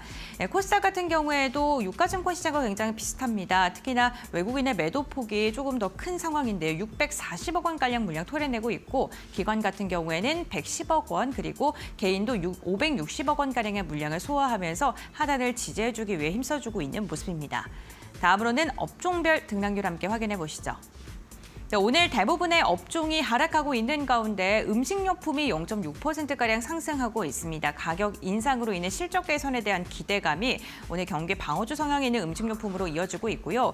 증권 실적 잘 나왔습니다. 오늘 0.3%가량의 상승, 운수창고도 0.3% 상승하고 있습니다. 다만 삼성전자, SK하이닉스가 포함되어 있는 전기전자의 낙폭이 굉장히 크고요. 역시나 철강에 대한 관세 우려 속에 철강 및 금속이 2% 이상 빠지면서 업종별 등락률에서 가장 큰 하락을 보이고 있습니다. 다음 코스닥 업종별 등락률 함께 확인해 보겠습니다. 코스닥 같은 경우 혼조세가 나타나고 있는 가운데 하락 업종이 조금 더 많은 상황입니다. 그 가운데 오늘 엔터주들이 힘을 내주면서 방송 서비스가 1.2% 강한 상승 나오고 있고요. 제약도 소폭이지만 반등, 인터넷도 1.4%가량의 상승력이 나타나고 있습니다. 다만 2차 전지가 들어있는 화학 업종 같은 경우에는 1.2%가량의 하락으로 출발을 하고 있는 상황입니다. 다음으로는 상승률 상위 종목 함께 확인해 보겠습니다. 네, 우선 오늘 조일 알루미늄이 7%가량의 상승이 나오고 있는 상황입니다. 알루미늄 관련 기업들은 철강과 다르게 오늘 상승을 하고 있고요. DRC 같은 경우도 7%가량의 상승, 전진 건설 로봇 상한가에 이어서 오늘도 7%가량 상승하면서 우크라이나 재건 관련 모멘텀이 있는 기업을 중심으로는 오늘도 수급이 이어지고 있는 상황입니다. 평화산업 같은 경우에도 오늘 8%가량의 상승이 나오고 있는데 정치 테마주 성향이 또 있는 종목이긴 만큼 변동성에는 좀 유의를 하셔야 될 것 같습니다. 다음으로는 코스닥 상승률 상위 종목 함께 보시죠. 네, 오늘 글로벌이 상한가에 들어섰고요. 올릭스가 29% 가격제 한포까지 상승을 했습니다. 올릭스 같은 경우에는요, 일라일리와 같은 계약 체결의 소식이 전해지면서 이에 대한 기대감 속에 오늘 강한 상승 나왔고요. 유일 로보틱스가 오늘 결국에는 상한가에 올라섰네요. SK 하이닉스와 SK 그룹과의 협업에 대한 기대감, 로봇 산업이 활성화될 것이다라는 그런 기대감 속에 유일 로보틱스가 결국에는 상한가에 안착을 했습니다. 유진 로봇도 두 자릿대 강세를 보이고 있고요. SM 코어도 18%가량의 오름세가 확인되고 있습니다. 오늘 전반적으로 개별 이슈로 인해서 상승하는 종목을 제외하고는 코스닥에서는 로봇 관련 기업들의 상승이 눈에 띄는데요. 이러한 시장 속의 전문가들은 어떠한 종목을 눈여겨보고 있을까요? 지금 바로 알아보시죠. 자, 쭉 보셨습니다. 이번에 이제 두 분은 또 어떤 포인트를 보고 또 종목들 흐름들 보시는지 좀 들어보겠습니다. 김 대표님. 네, 일단 먼저 바이오 쪽에서 생각보다 그렇게 뭐 활발한 모습들은 아니라고 보여지고 있는데 그중에서 올릭스라는 종목이 상한가 들어갔습니다. 특히 지난주 금요일 날부터 얘기가 가장 많이 나왔던 종목이죠. 그래도 저희가 알고 있는 대표 빅파마 일라이 릴레이 쪽으로 지방 간염 치료제 쪽에 기술아웃을 했다. 그 금액이 한 9,117억 정도라고 얘기를 나오다 보니까 어느 정도 성과를 낸 또 바이오 업체다라는 쪽에서 시장에서 관심이 상당히 크게 또 이어가는 모습들이고 이런 분위기가 올해는 상반기에 여러 가지 나올 수가 있겠다는 관점 쪽에서 이를 필두로 또 추가적인 라이센싱 아웃 그리고 또 그만큼의 기술에 어느 정도 자신감을 보여줄 수 있는 회사들을 좀 더 시장은 챙겨보기 시작하지 않겠느냐라는 관점 쪽에서 이런 앞으로의 확산 가능성들은 계속 또 시장에서는 여지로 남아야 될 걸로 보여지고 있는데 그럼에도 불구하고 중요한 거는 개별 기업 쪽에 단을 먼저 챙겨보는 게 맞겠다라고 봐야 될 것 같고요. 두 번째로 로봇 쪽들 여전히 강합니다. 그중에서 유일 로보틱스 또 다시 상한가가 들어가면서 아마 지금 시장에서 분위기는 대기업들이 한다. 우리도 휴머노이드 로봇으로 간다라고 하는 투자 아이디어로 계속 움직이는 종목들이 강하다고 봐야 될 것 같고요. 그쪽에서 유일 로보틱스는 SK그룹 쪽에 연관이 있는 회사죠. 그와 함께 SK온의 2대 주주로 들어가서 지난 작년에 어떤 유상증자를 통해서 2대 주주가 됐다라는 관점 쪽에서 시장에 강한 어떤 매수세가 좀 붙어 들어가는 모습들이라고 봐야 될 것 같고요. 그밖에 뭐 T로보틱스 같은 경우도 같이 또 납품을 했다라는 이력 때문에 주가가 또 빠르게 움직이는데 이런 관점 쪽에서 일단 그래도 로봇 관련된 쪽의 제조사 그리고 또 부품 이런 쪽들은 아무래도 대기업들의 영향권에 있는 종목들의 흐름들이 좀 더 강할 수가 있기 때문에 이와 관련된 흐름들은 또 계속 또 체크를 하시되 단기적으로 좀 오르다 보니까 레인보우 로보틱스는 고점에서 좀 흔들립니다. 이런 관점들과 함께 잘 버텨나갈 수 있는 종목들이 더 세다라는 쪽들을 챙겨보셔야 될 것 같고요. 마지막으로 스마트 레이더 시스템의 주가가 또 강세입니다. 특히 자율주행 관련된 쪽에서 여러 가지 얘기가 나오면서 먼저 지난주 금요일 날은 SOS랩이 시장을 주도했었고 라이다 쪽이죠. 스마트 레이더 시스템의 레이더 관련된 쪽들도 같이 영향을 받을 수 있다는 관점 쪽에서 지금 외국인들 쪽에서 매수가 들어오는 걸로 추정이 되는데 물론 그와 함께 이제 수급적인 변화와 함께 주가 탄력들도 같이 들어온다는 관점 쪽에서 자율주행도 말씀드렸듯이 AI가 탑재가 돼서 움직이는 또 하나의 중요한 AI가 성과를 낼 수 있는 섹터다라는 관점 쪽에서 시장이 반응한다 그렇게 보여지고 있습니다. 네, 자율주행까지 좀 말씀을 해주셨습니다. 그러니까 역시 이제 특히 이제 바이오 쪽 같은 경우는 빅파마들과의 뭔가 연결고리가 만들어지는 회사 확실히 좀 눈에 띄는 모습을 좀 보이고 있다라고 말씀을 좀 드릴 수가 있겠고요.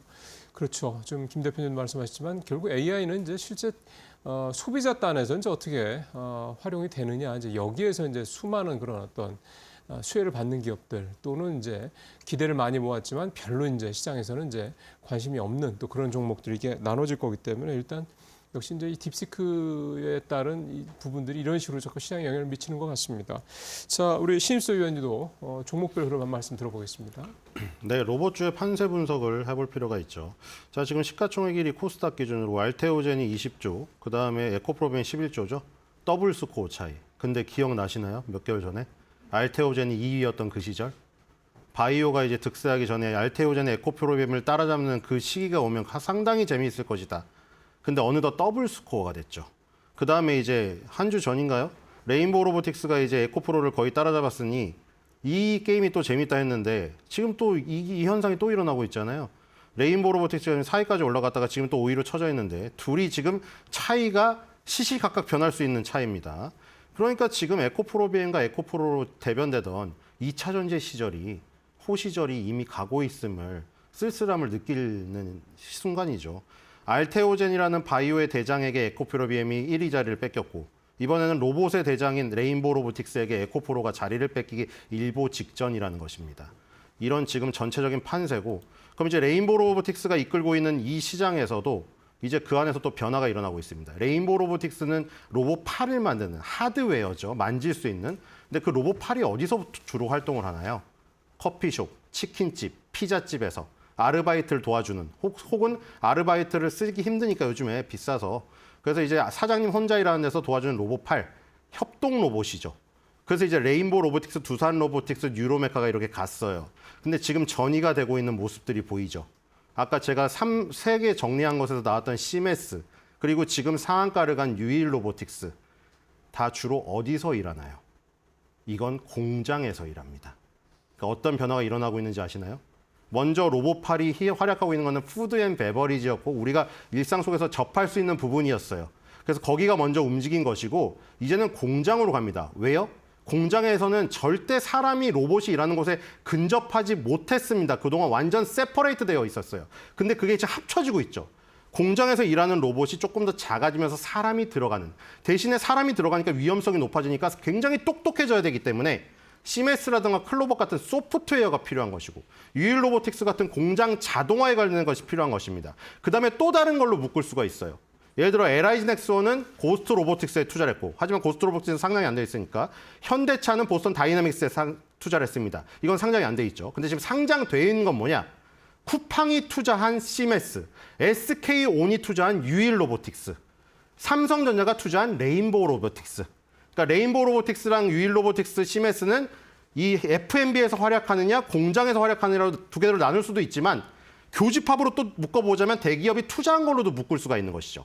그러니까 대기업이 투자한 걸로 묶으면 레인보우 로보틱스와 유일 로보틱스와 시메스가 다 같이 가야 되지만 레인보우 로보틱스는 F&B에서 활약한다는 그 부분 때문에 먼저 갔으니까 지금 쉬는 거고 교집합으로 대기업 군집에서 묶을 수 있지만 유일 로보틱스랑 시메스는 공장에서 활약하는 것이기 때문에 F&B에서 활약하던 그 모습이 없어서 안 갔다가 이제 가는 것이죠.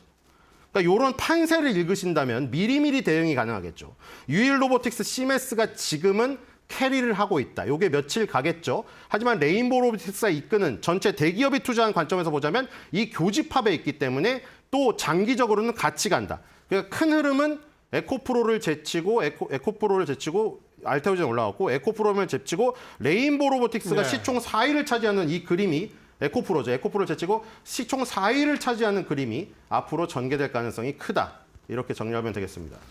네, 알겠습니다. 이 코스닥 시총의 순위 변경을 토대로 주도 섹터에 대해서 이야기를 좀 해주셨고요. 그렇다면 두 분과 함께 오늘장 키포인트 들어보겠습니다. 먼저 김민수 대표님 말씀해 주시죠. 네, 일단 시장이 다시 낙폭을 조금 키운 것 같습니다. 여전히 외국인들이 매도가 좀 더 확대가 되다 보니까 나오는 현상인 것 같고 아직 뭐 벌어진 게 뭐 마무리가 되는 시점이 아니기 때문에 내일까지라도 관세에 관련된 여러 가지이기 때문에 출렁거릴 수는 있다라고 보여지지만 그럼에도 불구하고 시장은 섹터와 종목은 여전히 살아있다라는 쪽에서 그쪽으로 대피처를 그리고 또 그의 주도주 쪽을 계속 또 공략하는 게 좋겠다 이렇게 말씀드리겠습니다. 네, 알겠습니다. 지수단에는 흔들림이 있을 수 있지만 주도 섹터를 잘 선별해야 된다라고 이야기해 주셨고요. 신 의원님도 말씀해 주시죠. 네, 아까 말씀드린 대로 로봇 하드웨어에서 소프트웨어 기업으로 매기가 전이되고 있으니 집중 관심을 갖자 이겁니다.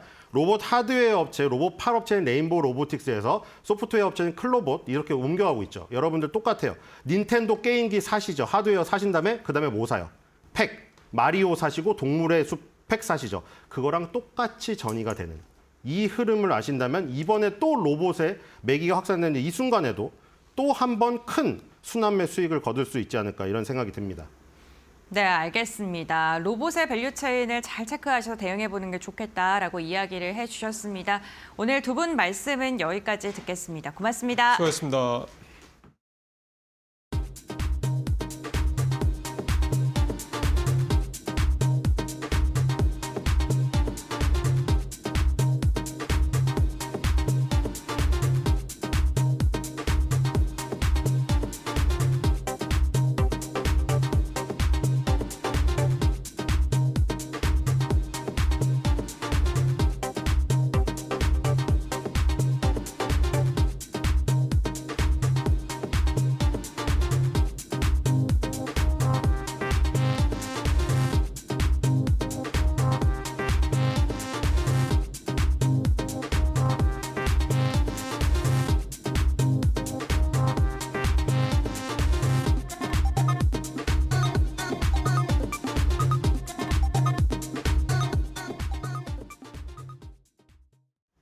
오늘장 선발 종목 살펴보겠습니다. 메리츠증권 강남금융센터 김경국 과장 연결합니다. 과장님 안녕하세요. 네, 안녕하세요. 네, 오늘 가져오신 종목은 경동 나비엔이네요. 어떤 포인트 가져오셨나요? 일단 경동나비엔 투자 포인트 좀 몇 개 말씀드리도록 하겠습니다. 일단 동사는 4분기 잠정 실적 발표 이후에 일단 가이던스를 비트하지 못하는 실적 발표를 하면서 25% 넘게 이제 급락하는 모습을 연출했는데 작년 2분기, 3분기 컨센을 좀 상회하는 실적을 보여줬기 때문에 시장의 기대감이 좀 높았던 점도 있다 이렇게 좀 말씀드리고 싶고요. 4분기 수출 데이터와 환율이 또 좋았었기 때문에 시장에서는 경동나비엔의 4분기 실적에 실망감이 매우 컸다 이렇게 좀 판단하고 있습니다. 하지만 그 동사의 북미향 아이템인 하이드로포니스 같은 경우에 콘덴싱 온수기만큼 성장할 잠재력을 일단은 보유하고 있다고 생각하고 있고 북미 온수기와 퍼니스 업체 중 하이드로 형태의 기술을 보유하는 회사는 동사가 유일합니다. 그리고 판매 단가 같은 경우 현지 콘덴싱 퍼니스 가격과 유사한 격을 보이고 있기 때문에 향후에 채택률 증가 가능성이 매우 높다 이렇게 좀 판단하고 있습니다. 작년과 마찬가지로 올해도 국내는 조금 부진한 모습을 보여주겠지만 동사의 주가를 견인하고 있는 북미 사업의 높은 성장률은 유지될 것으로 보고 있는데 일부 이연된 매출 인식 그리고 환율 효과로 25년 1분기 매출은 대략 한 3,780억으로 올해도 작년보다 15% 내외 정도의 성장을 보여줄 거라고 보고 있습니다. 그래서 다시 한번 이제 성장의 궤도로 복귀하는 모습을 보여줄 것으로 보이고 결국 동사의 상방을 다시 열어줄 아이템인 하이드로퍼네스 같은 경우에 본격적인 물량 증가가 1분기 후반 혹은 2분기로 예상이 되고 있는 만큼 북미 퍼네스 시장 규모가 콘덴싱 온수기 시장의 5배 수준을 감안을 해본다면 동사가 보유한 북미 시장에 대한 내러티브는 25년 시작일 가능성이 높다 이렇게 좀 판단하고 있습니다. 네, 경동나비엔 북미 시장에서 꾸준한 성장 이어갈 것이란 이야기 해주셨습니다. 그렇다면 가격도 살펴봐야겠죠. 가격 전략은 어떻게 보시나요? 기술적으로 올해 1월에 좋은 모습을 보였고 신고가 흐름 이후에 일단은 실적과 함께 급락하는 이제 가이던스 비트하지 못하는 급락이 나왔는데 작년 12월 단기 저점이었던 일단 7만 원대까지 현재 주가가 내려왔습니다. 그래서 지금 가격대라면 충분히 한번 매수가 좀 유효해 보인다 이렇게 좀 판단하고 있고요. 목표가는 지난 고점보다 조금 낮은 가격인 92,000원 그리고 손절가는 65,000원 정도로 잡아들어 보겠습니다. 매수가는 현재가, 목표가는 92,000원 잡아주셨습니다. 오늘 말씀 여기까지 듣겠습니다. 고맙습니다. 네, 감사합니다. 오늘의 종목은 경동 나비엔입니다. 투자에 참고하시고요. 지금까지 오늘장 선발 종목이었습니다.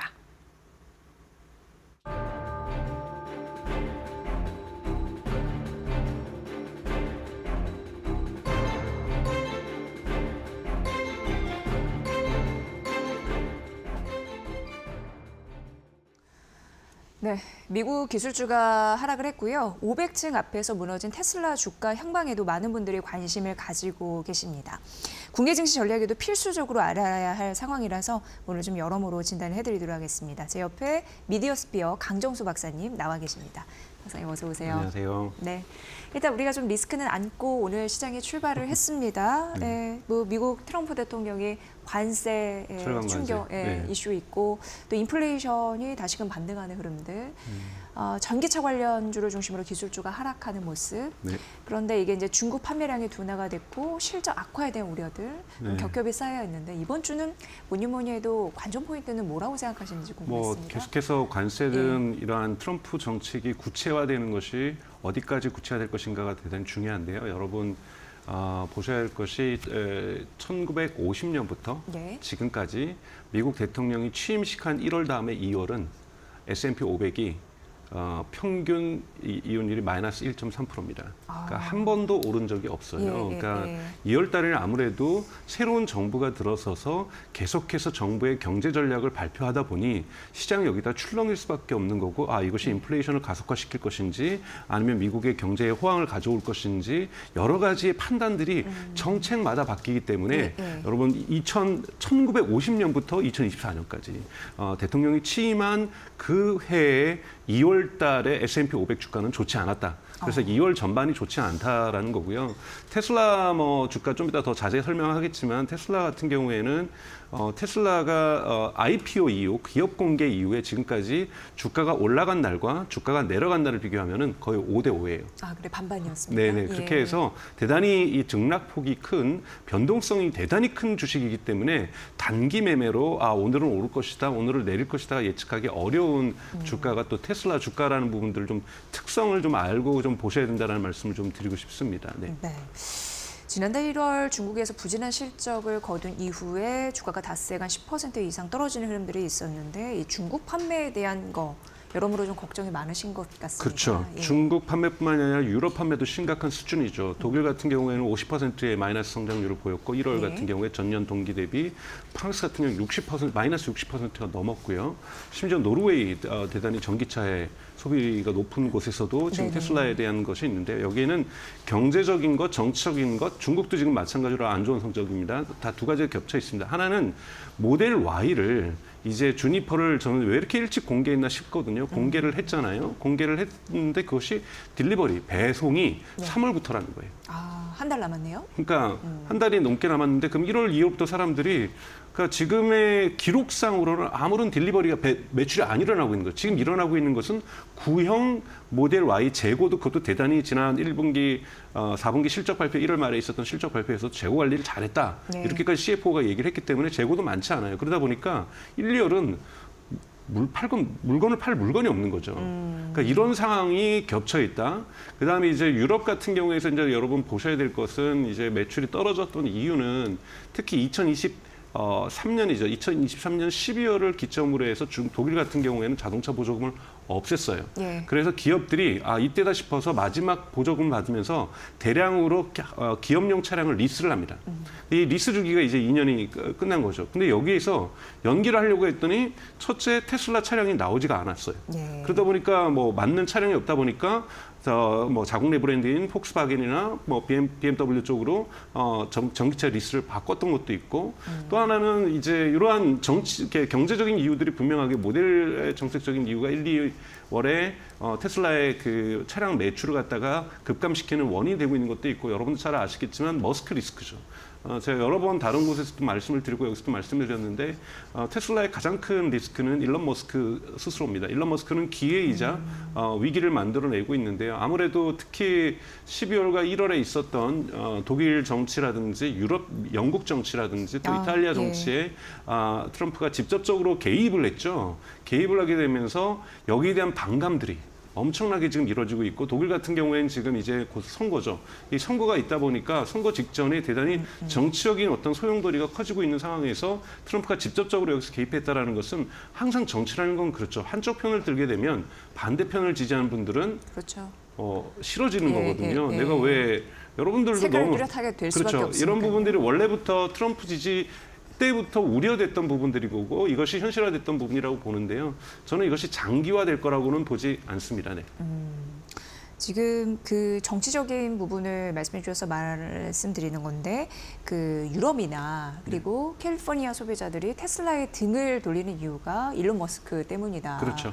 왜 정치에 개입하느냐. 네. 이런 부분들이 또 크게 좀 그렇죠. 자리하고 아무래도 있는 여러분 것 같네요. 유럽에는 네. 전체적으로 진보라든지 보수당 같은 경우에도 전통적인 보수당의 뭐 색깔이 강한데 지금 네. 일론 머스크가 유럽에서 개입하고 있는 것은 이른바 극우 정치에 대한 그렇죠. 지지가 지금 네, 이루어지고 있는 거고 네. 또 여러분 뭐 미국의 캘리포니아 같은 경우에는 자동차 시장에서는 미국에서는 가장 큰 주임에도 불구하고 여기에는 대단히 강력한 민주당 민주당 지지 쪽, 예. 전통 민주당 지역이라고 볼 수가 있죠. 여기에서 일론 머스크에 대한 반감들이 형성되는 것은 테슬라의 가장 풀어야 될 리스크라고 볼 수가 있습니다. 저 개인적으로도 조금은 실망하는 부분들이 있는 거고요. 이것은 아무래도 정치적인 행동들을 하다 보니 여기에 대한 판단들이 요구되는 거고 여기에 대한 실망스러움이 누적될 수밖에 없는 거거든요. 아무리 일론 머스크하고 테슬라를 분리시켜서 사고하려고 해도 쉽게 분리되지 않기 때문에 물론 저는 테슬라는 이제 일론 머스크가 만들어 놓았고 일론 머스크가 없었다면 지금까지 발전할 수 없었다라는 건 동의하지만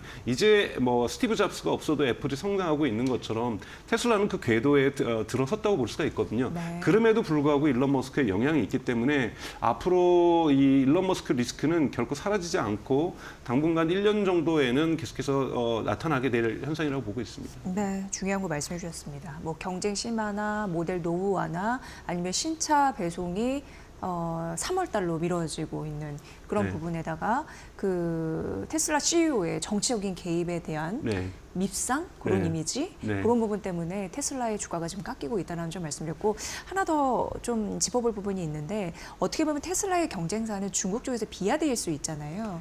그런데 이게 문제가 뭐 샤오미 등 전기차 후발 그 기업들의 공세가 정신없이 이루어지고 있는 상황이라서 이에 대한 판단은 우리가 어떻게 내려야 될지 궁금합니다. 이 비아디 같은 경우에는 우리나라에도 렌탈 업체로 들어올 가능성이 있기 때문에 엄청 얘기가 또 많이 돌더라고요. 네, 렌탈 업체로도 한국은 들어올 것이고요. 예. 당연하게. 그리고 지금 현재 직접 판매도 시작을 했고요. 일본도 직접 시작 판매를 했고요. 비아디 같은 경우는 이제는 이미 그 탄력을 받은 거죠. 그러니까 흔히 말하는 학습 곡선, 러닝 커브가 완성되면서 대량 생산을 만들어내면서 지금 현재 전 세계적으로는 전기차에서 수익을 내고 있는 기업은 압도적인 수익을 내고 있는 테슬라와 아주 조금이지만 수익을 내고 있는 비아디가 있을 정도로 비아디 같은 경우에는 이제 생산성에서 탄력을 받고 있고요. 그리고 이제 1월 달에도 판매가 6만 6천 대, 즉 대단히 높은, 그러니까 전년 동기 대비, 작년 1월 대비 무려 80%가 성장하고 있는 이런 워낙 1월은 전기차 판매가 안 좋습니다. 왜냐하면 특히 중국 같은 경우는 우리 한국하고 유사하게 설 연휴가 끼어 있기 때문에 판매량이 줄어들 수밖에 없는데 이럼에도 불구하고 비아디가 많이 팔렸다는 것은 비아디가 2025년에 되게 가파른 성장세를 이어갈 것을 전망을 해주고 있고요. 샤오미 같은 경우에는 아직 1월 달 판매 통계가 나오고 있지 않습니다만 작년 10월에 이제 월 2만 대까지 도달을 했거든요. 그리고 11월에도 2만 대를 넘어섰고 그래서 이제 월 2만 대는 기본적으로 판매하는. 여러분 이렇게 되면은 1년에 20만 대를 넘게 팔게 되는 거고 이것이 2024년도의 목표였고 아마 이것은 됐다라고 보고 있는 거고요. 아마 2025년 같은 경우 생산력을 더 증대하면서 해외 진출로서 시도를 하게 될 거고 유럽이라든지 한국이라든지 일본으로도 샤오미는 분명하게 진출을 시도할 거라고 보고 있습니다. 샤오미 차량도 여러분 아는 외신에서도 대단히 매력적으로 지금 평가하고 있기 때문에 중국 차의 공세는 한국이 피부로 느낀 2025년에 되게 거세질 거라고 보고 있고요. 아무래도 미국이 막혀 있기 때문에 제가 한번 말씀드렸던 것처럼 갈비살 전략이라고도 얘기를 합니다. 그러니까 소갈비나 돼지갈비처럼 덩어리 있는 살집은 아니지만 닭에도 닭갈비 전략, 네. 갈비살 전략이죠. 닭에 붙어 있는 갈비살도 모으면 우리가 맛있는 닭갈비 음식이 될 수 있는 것처럼 이 비아디 같은 경우는 한국이나 일본뿐만이 아니라 태국에서 많은 성적을 보이고 있고 인도네시아나 특히 브라질이나 아르헨티나 이러한 지역에서 계속해서 공세적인 태도를 지금 취하면서 성장을 거듭하고 있습니다. 이런 부분에서 테슬라에게 위협이 되고 있는 것은 마찬가지겠지만 일론 머스크도 이야기하고 있는 것처럼 이번 1분기 1월 말에 있었던 1분기 그러니까 4분기 2024년 4분기 컨퍼런스 콜에서 분명히 얘기하고 있지만 올해 6월에 자율주행, 즉 무감독 자율주행을 텍사스 오스틴에서 시작을 하겠다고 얘기를 했어요. 저는 이제 이것이 이제 가장 중요한 판가름이 될 거라고 보고 있는 거고요. 비아디나 샤오미 같은 경우에는 아직까지는 스스로 자율주행의 능력이 떨어지고 있다. 그러니까 중국에 있는 파트너들, 즉 하웨이라든지 바이두라든지 파트너랑 연결되지 않을 경우 힘든 상태인 거고 그런 상태이기 때문에 비아디 같은 경우는 지금 엔비디아하고도 자율주행을 피지컬 AI 부분에서 같이 가겠다고 얘기를 하고 있지만 이거는 미중 갈등에 따라서 충분히 변동될 수 있는 거고요. 그래서 테슬라하고의 격차는 결국은 전기차에서 이루어질 것이 아니라 전기차로 움직이는 소프트웨어라든지 자율주행에서 중국차하고 테슬라의 격차가 발생할 가능성이 저는 높다고 보고 있습니다. 하나는 여러분 기억하셔야 될 것은 작년에도 로봇데이를 8월 8일 날 하려다가 10월 10일로 연기했잖아요. 네, 그렇습니다. 그러니까 일론 머스크가 6월 달에 오스틴 된다고 했다는 말은 즉 6월 달이 될 수도 있고 10월 달이 될 수도 있고 12월이 될 수도 있다. 충분히 연기될 수 있다라는 것. 다만 이 6월 달이라고 발표했을 만큼의 준비에 대한 자신감은 분명하게 있다라는 것이지만 충분히 몇 개월은 연기될 수 있다라는 거고 테슬라는 저는 그 날까지는 계속해서 횡보하는 모습들을 보여줄 가능성이 대단히 높다라고 보고 있습니다. 네, 그래서 항상 기사 보면은 서학개미들이 그 테슬라 투자하신 분들 눈물을 흘리고 있다 이런 얘기가 나오는데 어쩔 수 없는 것 같습니다. 이게 비감독형 FSD뿐만 아니라 6월에 텍사스에서 진행된 네, 테스트들. 그 로보택시 서비스 이런 부분이 또 연기되면은 주가가 또 크게 흔들릴 수 있기 때문에 그렇죠. 단기적인 부분으로 좀 봐야 된다는 네. 말씀해 주셨고 지금 테슬라는 자체 AI 개발에 사활을 걸고 있는 그런 모습이 보여요. 그래서 일론 머스크의 또 다른 회사인 그 XAI 같은 경우에도 그록을 직접 개발하는 그런 모습을 좀 보여줬는데 이게 어떻게 보면 이제 휴머노이드 로봇 개발로 이어지는 그런 흐름으로 이어지지 않을까라는 생각이 됩니다. 그러면 옵티머스 로봇이 또 생각이 되는데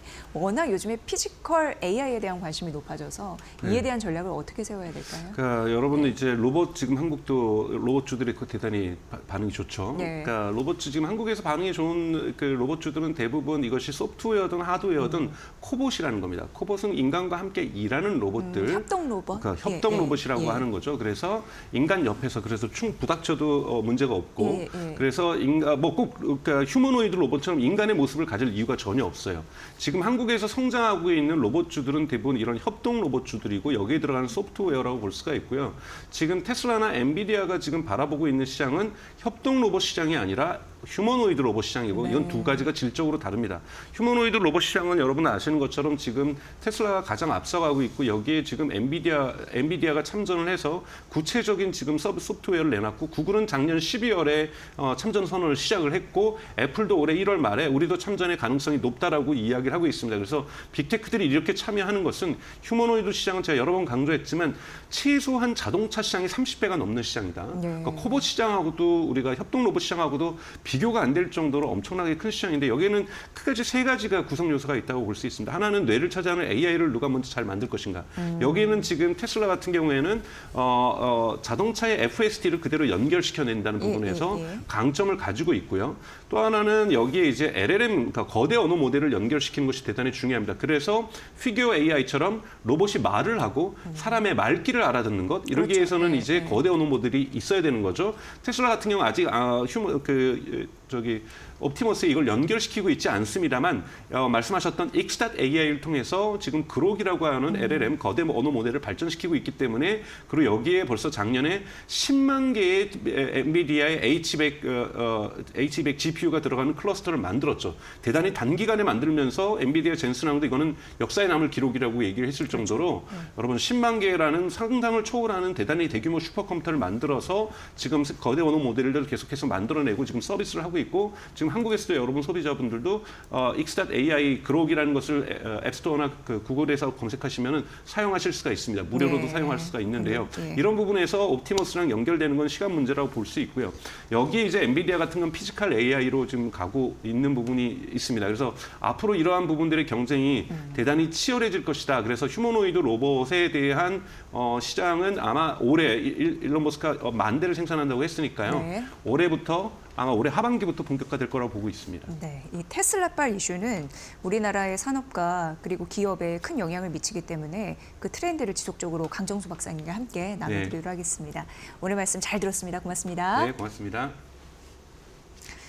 네, 49분 지나고 있는 상황인데요. 양시장 소폭 조정을 받고 있습니다. 저희가 잠시 후에 마켓나우 2부에서 오전장 전략 구체적으로 이어서 전해드리도록 하겠습니다. 저는 잠시 후에 뵙겠습니다.